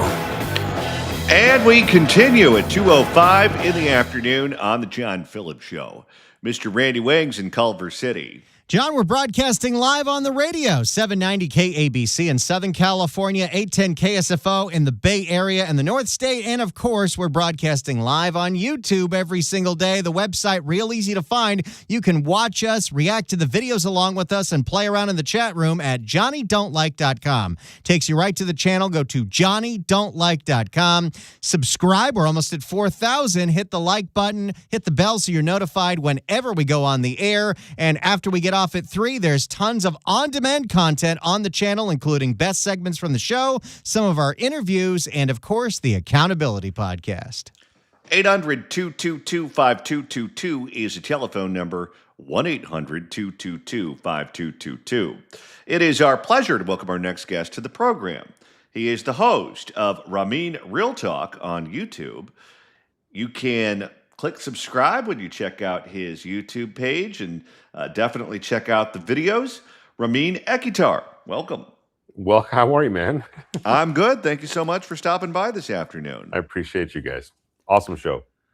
So when I grew up here in California, the thought never occurred to me of moving to another place, because you live here where the weather's great, all the fun stuff is here, all the amusement parks, all the great things to do, the beaches, and you name it. California had advantages that dwarfed the advantages of all of the other states that I had ever been to, at least. And I just knew I would live here my whole life.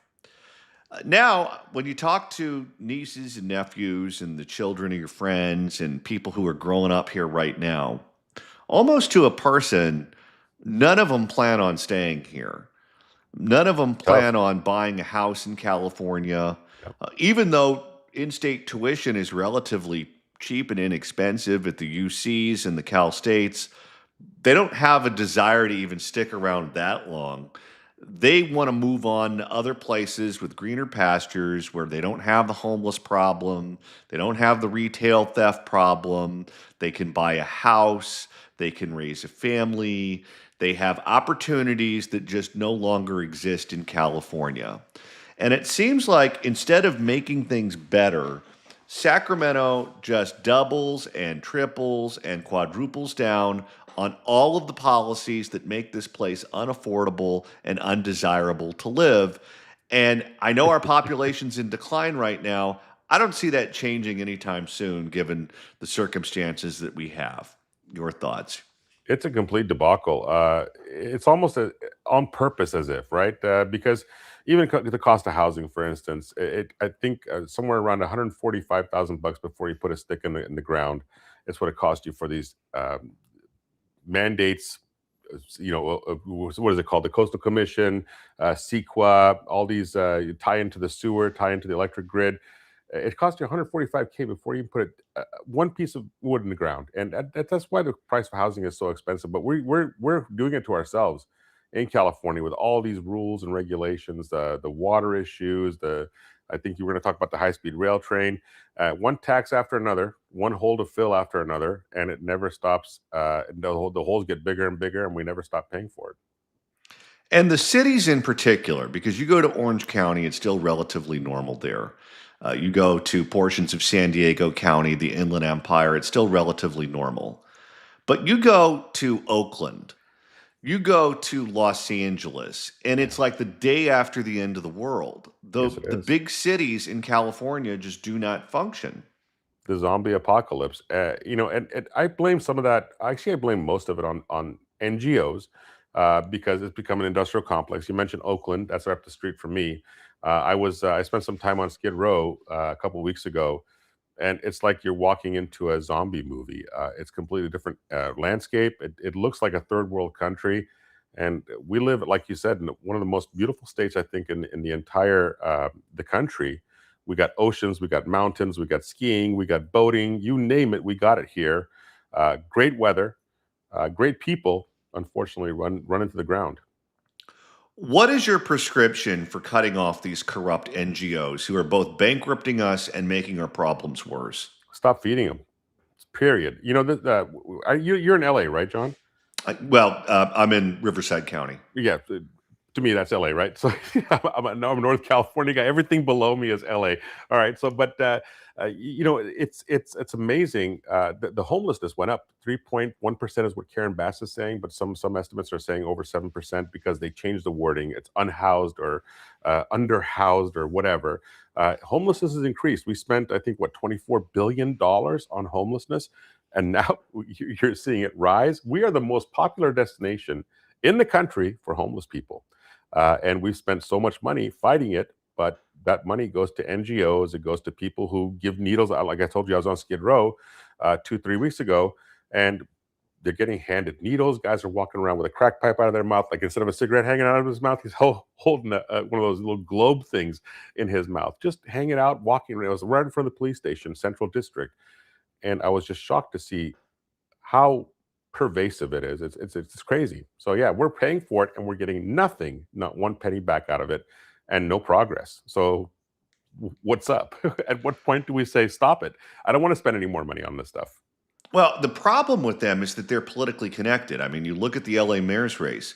Where did Nithya Raman come from? She came from one of those homeless services NGOs. You look at this revolving door of people in elected office and people who work for these NGOs. Katie Hill, that congresswoman that had to leave Congress, she came from that world too. So many people at the city level, the county level, they go back and forth.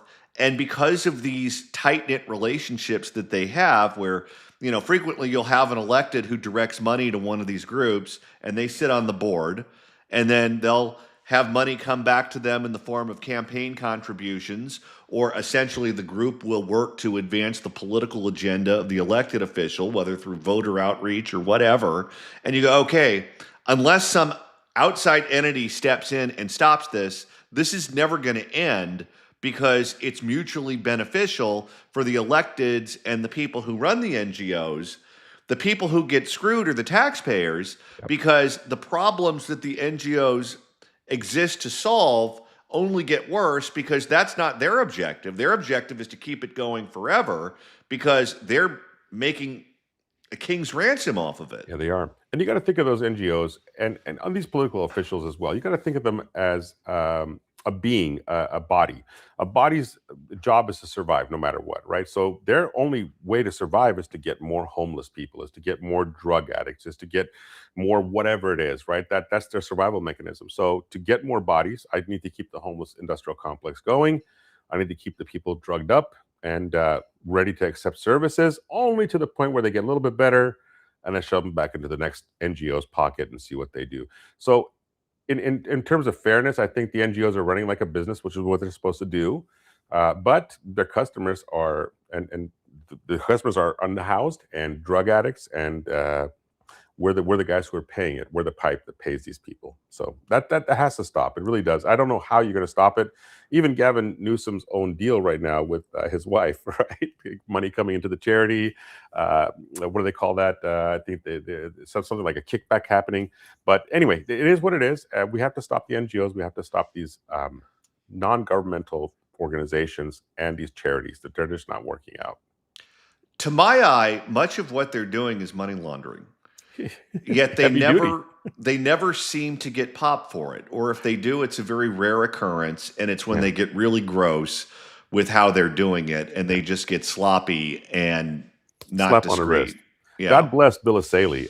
He's made some arrests, and these are only blatant cases that are getting arrested. I think that guy with the Hermes loafers and the house in Greece that he bought, right? That's the guy that comes to mind. But what do we get out of it? We got a Range Rover and his house, and that's it. So he's in jail. What happened to all the money? Right? What happened to the hotel he bought that he never refurbished for the homelessness? And on this homelessness thing, when we were on Skid Row, I saw some new construction going up, and one of the guys comes up to me, "Hey, what are you guys out here for?" I said, "Well, I'm just trying to figure out where all the money's going for homeless." He goes, "Look at that building right there. They're building homeless shelters." I'm like, "Okay, let's do some quick math. 7 stories high, 8 windows I see, so that's 56. Okay, let's multiply it by 10 wide. That's 560 homes potentially. You have 187,000 homeless people in California.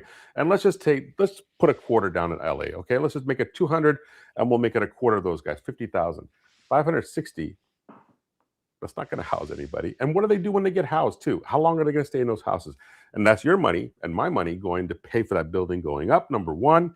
Number two, for the staff that staffs it. Number three, for the services they provide. To what end? What we're doing now is not sustainable. Nope. And usually what happens is the counterbalance to this is, okay, when one party's in charge and they get too greedy and they push things too far, the voters step in and go, okay, we're going to take the power away from you and we're going to give it to the other party. Yeah. But California is such a one-party state now, there are no consequences for bad behavior.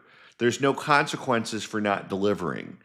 And when we do vote them out, if they get to be, too hot, we replace them with someone who's worse. I mean, in Oakland, we replaced Sheng Tao with Barbara Lee, which I can't understand. No. In Los Angeles, it looks like we're going to replace Karen Bass with Nithya Raman, who's part of the DSA. That's and a you whole go, other topic.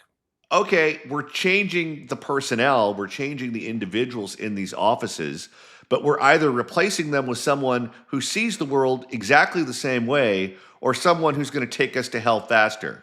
Yeah, the road to hell. It's you guys in Los Angeles, I really feel bad. I mean, I don't know. I don't want to talk about the elections or how many votes were cast or whatever, because you saw the graphs. One day it's, Nithya Raman like this and it's like this going up, and, Spencer Pratt's out. I don't understand where we're going to stop. At this point, I think we got red jerseys and blue jerseys. We need to stop thinking about I'm on a red team or on a blue team. You need to think about you. You need to become a little bit more selfish and think about, is my life better? I don't think so. How can I stop it? Maybe these other guys from the other party might help, right? And we have a lot of people who are Democrats, the blue jerseys, they're starting to wear purple now, but the purple guys are still voting to the red jerseys. They're still cheering for their own team. We got to stop cheering for teams. We got to get people in office who actually want to affect change and change. It's funny. I used to have a neighbor who was a very partisan Democrat, but a very, very smart lady. And we were complaining about the failures of the state, but very similar to the conversation you and I are just having. And she would have no problem participating in that conversation and acknowledge all of the problems that we brought up are real, and she doesn't like it too. And then you go, okay, well, why are you voting for Gavin Newsom if you're upset with the government services you're receiving? Yeah. And then the answer is always something performative that means nothing. Well, he's good on women's rights. Well, he's good on democracy. Okay. Well, he's good on the environment. And you go, in every way where you can use the metrics to evaluate his performance, you yourself said he was a complete and total failure. But you're going to vote for him again because he's good on women's rights, whatever the hell that means. I don't even know how you can substantiate that. Now, Gavin Newsom is a special kind of guy. He's good looking. He looks great on camera. He always knows exactly what to say. The only time I've seen him, a couple times I've seen him screw up, is that last press conference he had where he was talking about his taxes being released. And also the other one where he's talking about his, Trump going after his wife. So you see him slip a little bit. As long as he's not moving his hands like I am right now, stop moving my hands. As long as he's not moving his hands or slinking around like this, you can maybe see the inside of Gavin Newsom. But he's very slick and he's very polished. He knows exactly what to say. And here's the problem. I'm talking these days. I'm talking about cavemen. If I'm in a cave, this is my tribe, and we hang out in this cave. We got strawberries. We know where saber-tooths are, and we know how to, harvest some peanuts or whatever it is so we can eat. Yeah, I'll give you some peanuts and I'll give you some strawberries if you come over and knock on my cave door, say, hey, we're starving over here. But at some point, I'm going to run out of strawberries and nuts to give you guys. And I'm not going to tell you where the saber-tooth is anymore because you've hunted them down. I'm out of strawberries. Stop asking me for more strawberries. You have to become a little bit more selfish. I think we'd all do. With the property taxes, the income taxes, with the gas prices, with cap and trade. What the hell is all this money going to what? And we're not seeing any direct result of it. What's our budget this year? 356 billion, I think, something like that. It's increased 50% over the past 3-4 years. Has your life improve 50 to 60%? Are your roads any better? I just bought a car in January. I've replaced 3 rims already driving back and forth to Los Angeles and San Jose. 3 rims on a brand new car. So is my road all that much better? No. Is my life better? No. We have the highest income tax, 13.3. And by the way, there's a new bill on the November ballot that's going to make that a permanent fixture. That was a temporary 10-year deal that we had with the government. Now they're going to make it a permanent fixture. So we have to start thinking a little bit more selfishly. Start thinking about my cave. And I don't have any more strawberries to give you. So can you please leave? Hang out later. Let's go back to the DSA for a moment, because they've boy. been racking up wins all over the country. New York, Colorado, even in some primaries here in California. We could end up with the DSA mayor in Los Angeles. We have a growing DSA block on the LA City Council. Yes, we have elections going on today in Michigan. There could be a candidate who's very DSA friendly win the Democratic nomination for U.S. Senate. Incumbent Democratic members of Congress could lose their primaries to DSA challengers. That's entirely possible as well. What do you make of their ascendancy, and how damaging do you think it would be if they start to gain traction here in California at the state and local level? To gain traction? They've already gained more traction. They have gained a lot, and some of this I blame on the economy, right?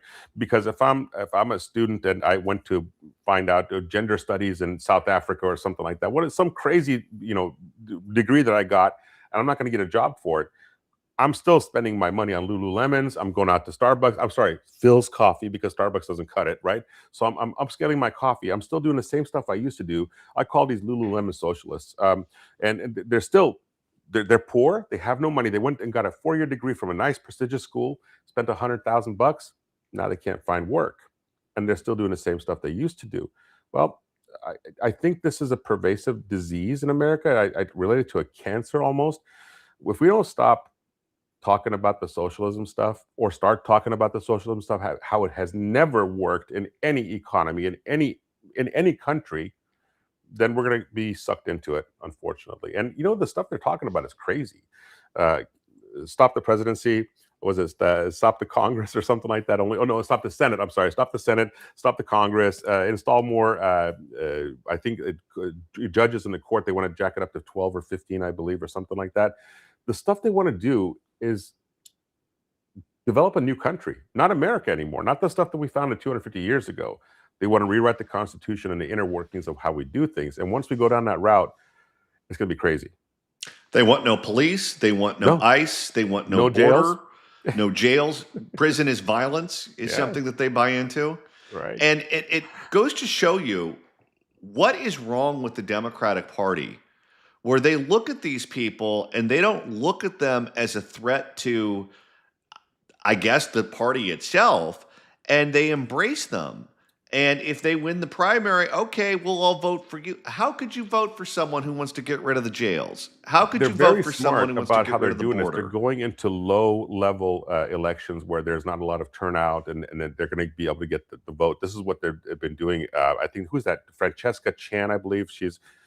She wants to abolish Thanksgiving. Did you see that? Yeah. She put out a few years ago. Abolish Thanksgiving.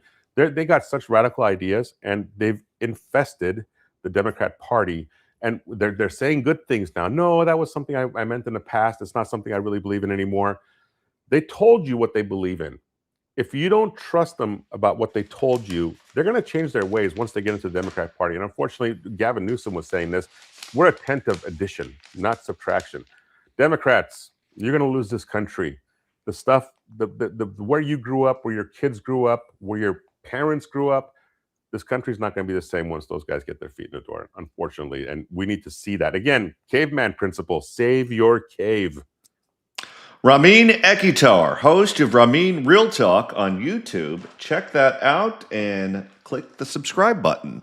Ramin, Awesome. Thanks so much for stopping by. I appreciate you. Thank you so much. It's the John Phillips Show.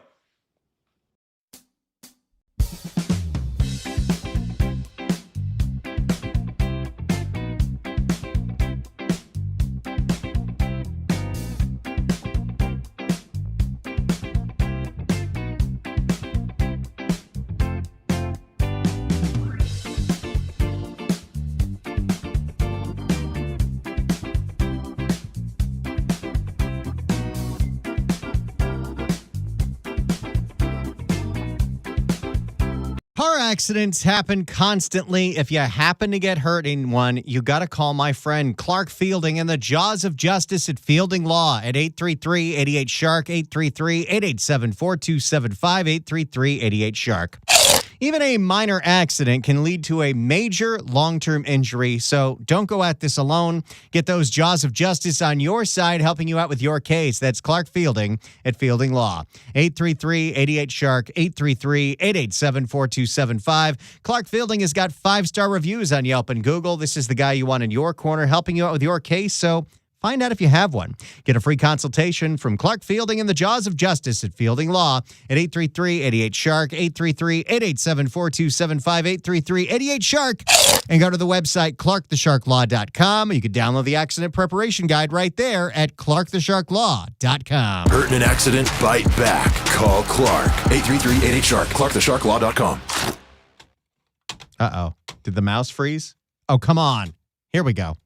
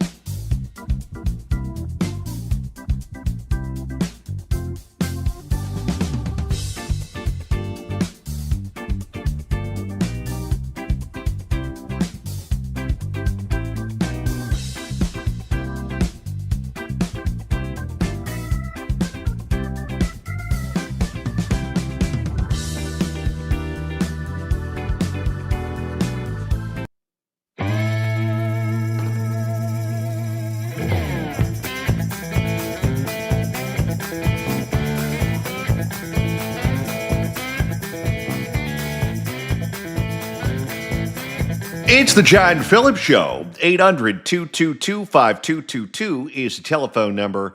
1-800-222-5222. If you'd like to email the show, you can do so at johnnydon'tlikeshow@gmail.com. That's johnnydon'tlikeshow@gmail.com. You can watch us perform the show live at johnnydon'tlike.com. And Randy, we just hit a new milestone. We just hit 4,000 subscribers on this channel at johnnydon'tlike.com, which means the countdown is on. We are now 998 subscribers away from having to do a show on the Tijuana River. I really wish you hadn't suggested this, but here it is. And tomorrow, a new edition of the Accountability Podcast drops. It drops at 3 p.m. tomorrow, right after we get off the air. It is a 40-minute interview on a whole bunch of topics with Steve Hilton, the guy running for governor. We have 30 more minutes to go. Don't you go anywhere.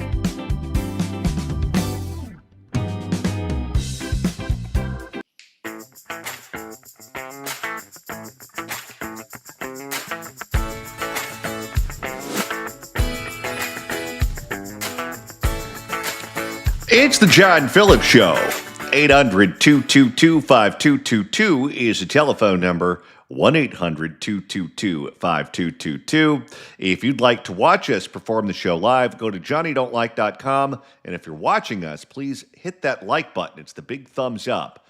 That'll be a big favor for us. We appreciate that. Let's see how many likes we're at now as we're in the last half hour of the show. We are at 254. Thank you all so much. All right. We know that Karen Bass is facing an uphill battle for 4 more years as mayor of Los Angeles. And now the unions are starting to abandon her and get behind her DSA opponent, Nithya Raman.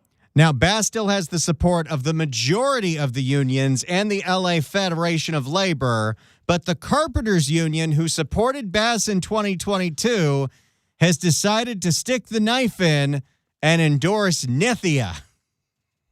She's not going to like that. For more on this, we go to NBC4 and Conan Nolan. A big endorsement for LA Councilmember Nithya Raman today, who's running to unseat Mayor Karen Bass. Today, one major backer of Bass back in 2022 is putting its support behind Raman this time around. NBC4's chief The Building Trades Union. One of the reasons that housing is so expensive, but we don't want to ever talk about that one. Well, part of why they don't like her is because it's so difficult to build anything in Los Angeles. And if you can't build anything in Los Angeles, there are fewer jobs for them. Reporter Conan Nolan is here to break it all down for us. Hey, Conan. Hello. Well, the day that organized labor used to be all on one page. They spoke with one voice. It's no longer the case, at least in the race for mayor of Los Angeles. One very powerful union today switching sides from where they were just 4 years ago.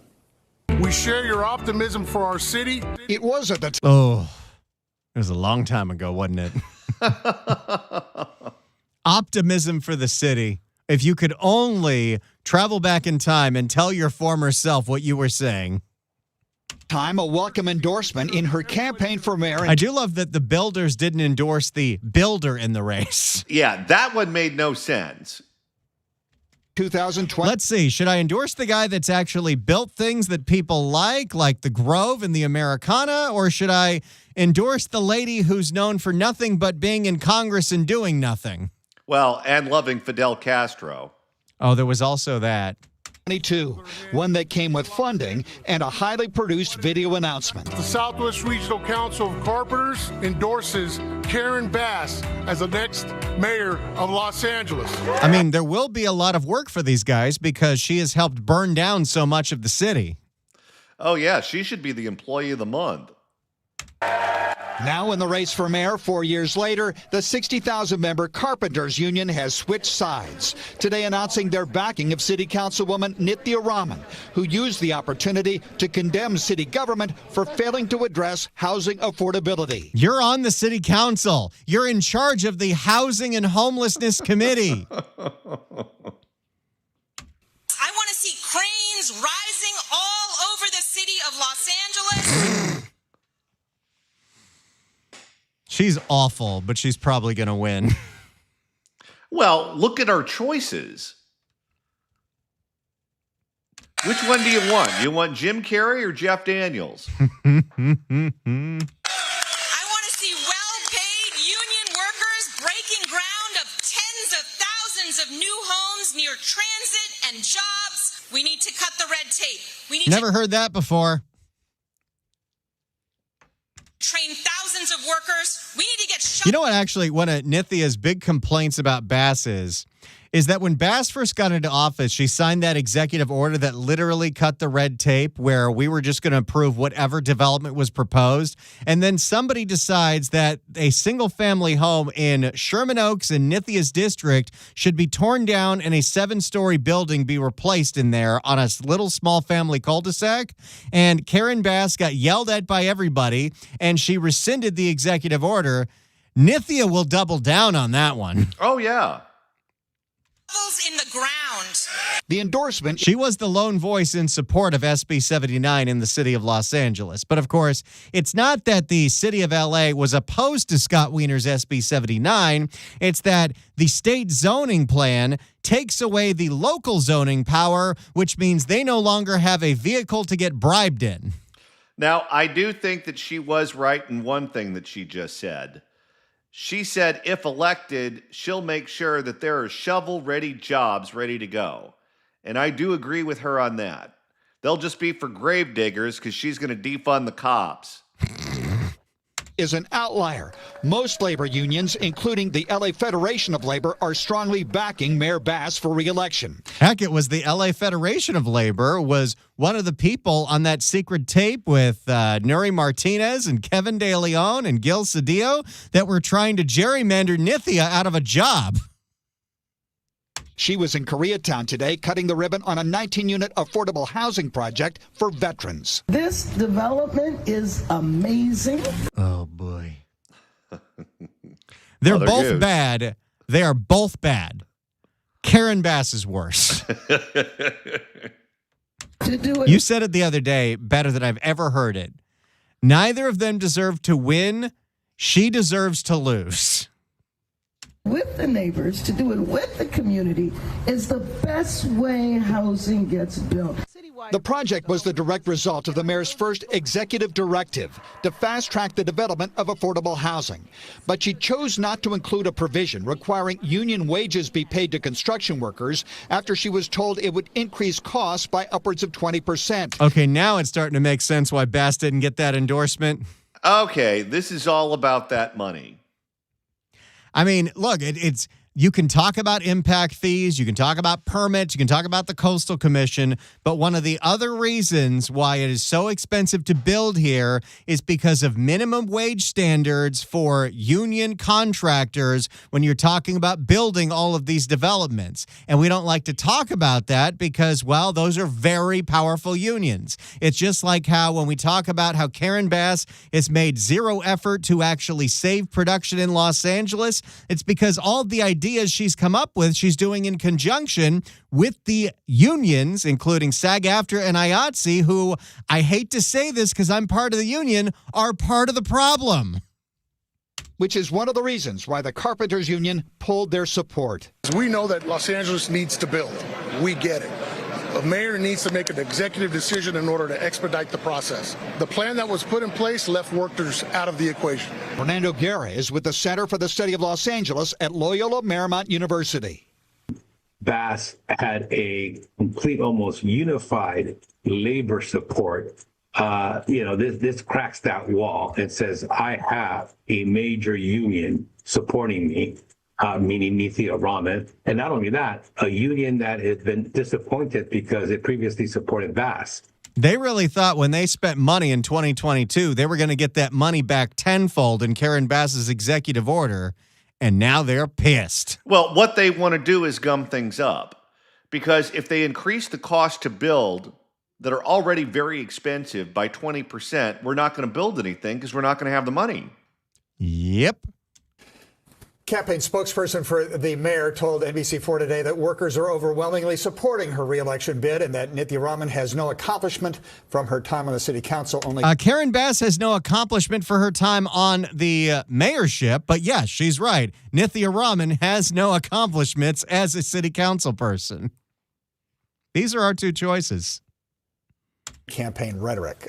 But once again, this is a feather in her cap. Organized labor is behind the mayor, but not all of them. Yeah. It's interesting right now, Mayor Bass is outpacing Nithya Raman by a lot. I mean, we want to show you the numbers here. Bass reporting almost 3 times as much more raised in campaign funds in the month of June than Raman. The question is, will this union support, for Raman? That's pretty weak for the second largest city in the country. Well, who would give money to either one of them outside of people who have business in front of the city who expect to cash in on it? And if you're the building trades union, you already realize that you're not getting that money back.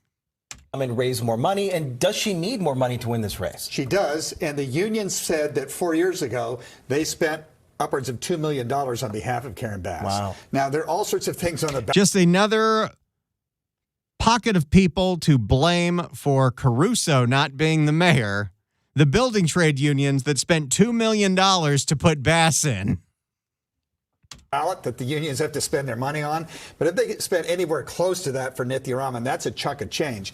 And the Raman campaign was asked about that today, and they said, listen, yeah, we're being outspent, but we make more use out of the money we do get.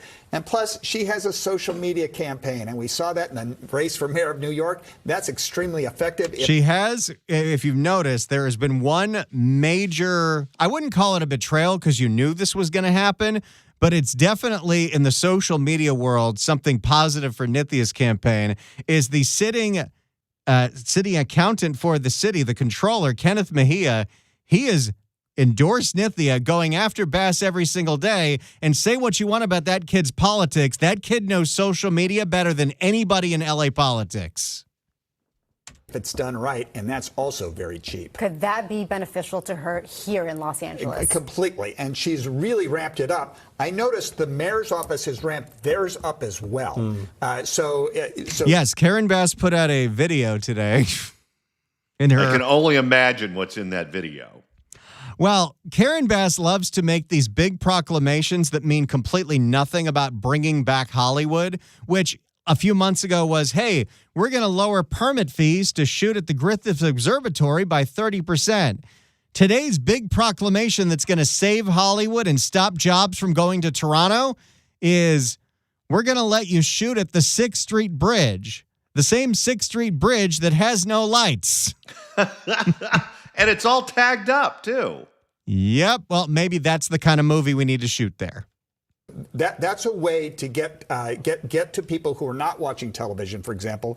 But once again, when you have a high-profile campaign, a lot of people don't need to take the messages from the campaign. They have other ways of getting information about it, and they make up their own mind that way.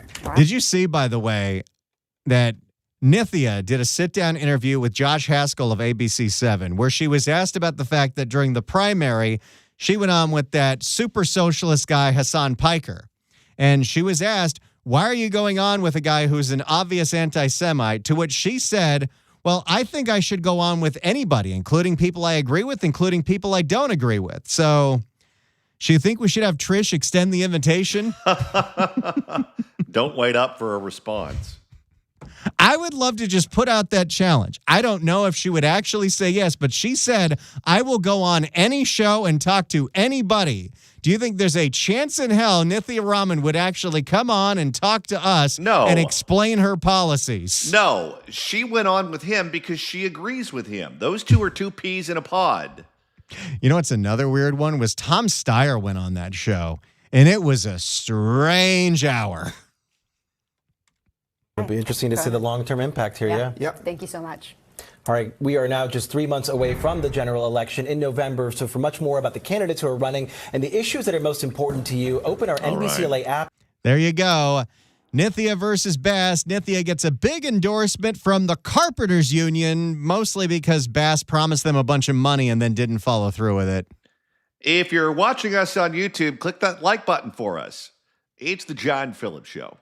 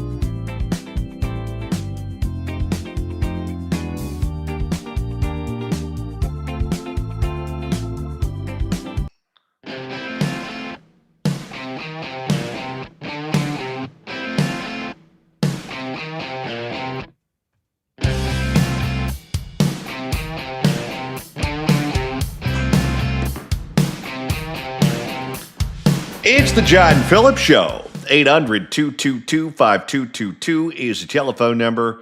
1-800-222-5222. How are we doing on the likes?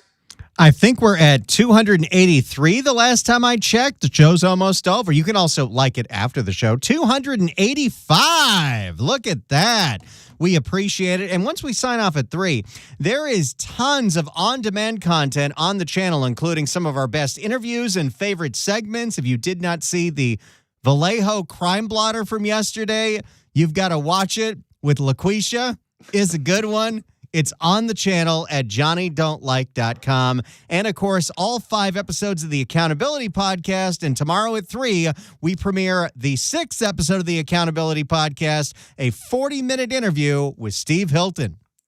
All right, it's time for the next installment of our reoccurring series, You Can Smell It Right Here. Hold on, I need Katie. All right, this is a segment we don't want to have to do every day, but we need to. Katie. You can smell it right here. For an update on the condition of Boyle Heights, Mr. Randy Wang. It's not good. And now a bunch of people are lawyering up and suing Lineage. Why they're not suing the solar panel company, nobody knows. For more, here is CBS LA. Cleanup continues at the Lineage warehouse in Boyle Heights. More people are signing on to a lawsuit against the company, saying the disaster is impacting their health. The company says it made efforts to help neighbors and those impacted by that massive fire. CBS LA's Jeff Nguyen went to Boyle Heights to dig into He got the short straw today. what's being done, what's been done, and what the community still needs. Coughing. Elvia Ruiz says her husband. Every time we see these people, it's like, how is there not just a straight up evacuation as people are suffering from real symptoms on a daily basis? And an evacuation right away when the fire was going on. Well, Karen Bass said the smoke was safe. And her mother-in-law have been experiencing problems with their eyes and throats 6 weeks after the Boyle Heights warehouse fire and the smell of rotting. And let's not forget, this was a fire that LAFD, while they did a tremendous job, we're not prepared for. We didn't have the equipment to fight this fire. We had to get special water cannons shipped to us from Texas. Food that's attracted large flies and rats hasn't gone away. The smell is so bad. According to Lineage, more than 60% of the food waste has been removed. And that was yesterday's report, and today they're saying it's 80%. I don't know who to believe anymore. That's a big difference. More than 1,200 grocery vouchers of $100 each have been distributed. That'll do it. Well, you can't breathe, you're coughing up fluid, and the flies are going to give you all kinds of diseases, but here's a Ralph's gift card. Go eat something so you can throw it up.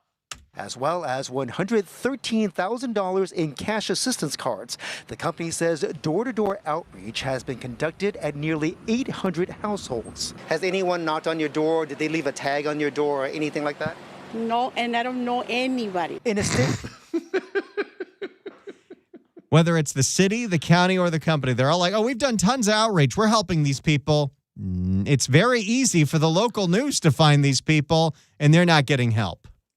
The office of LA Mayor Karen Bass says in part, Lineage has made promises to help the people of Boyle Heights, and I expect the company to keep every one of those promises. In the meantime, St. John's Community Health has been providing 3 mobile clinics near the warehouse. Since the fire on June 17th, the teams have seen more than 3,300 patients. St. John says more than 1,100 of those patients, or about a third, presented health conditions directly related to toxic exposure, including smoke inhalation and acute respiratory distress. Wait, Karen Bass said the smoke was safe. Well, and so did the real doctor, Barbara Ferrer.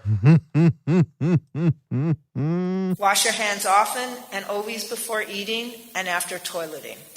Throats, headaches, just not feeling well. They've been trying to take their medicine, whatever they could, but even that in itself hasn't been helping them, so they keep coming back. Lineage says $100,000 have been donated to United Way 211 for temporary housing, but Elvia Ruiz insists no one has shown up at her door. Why is it so hard, whether it's this disaster, everything that we talked about with fire aid, to just directly give money to the people in need? Go back to the conversation we had with Ramin. It's all about enriching these NGOs.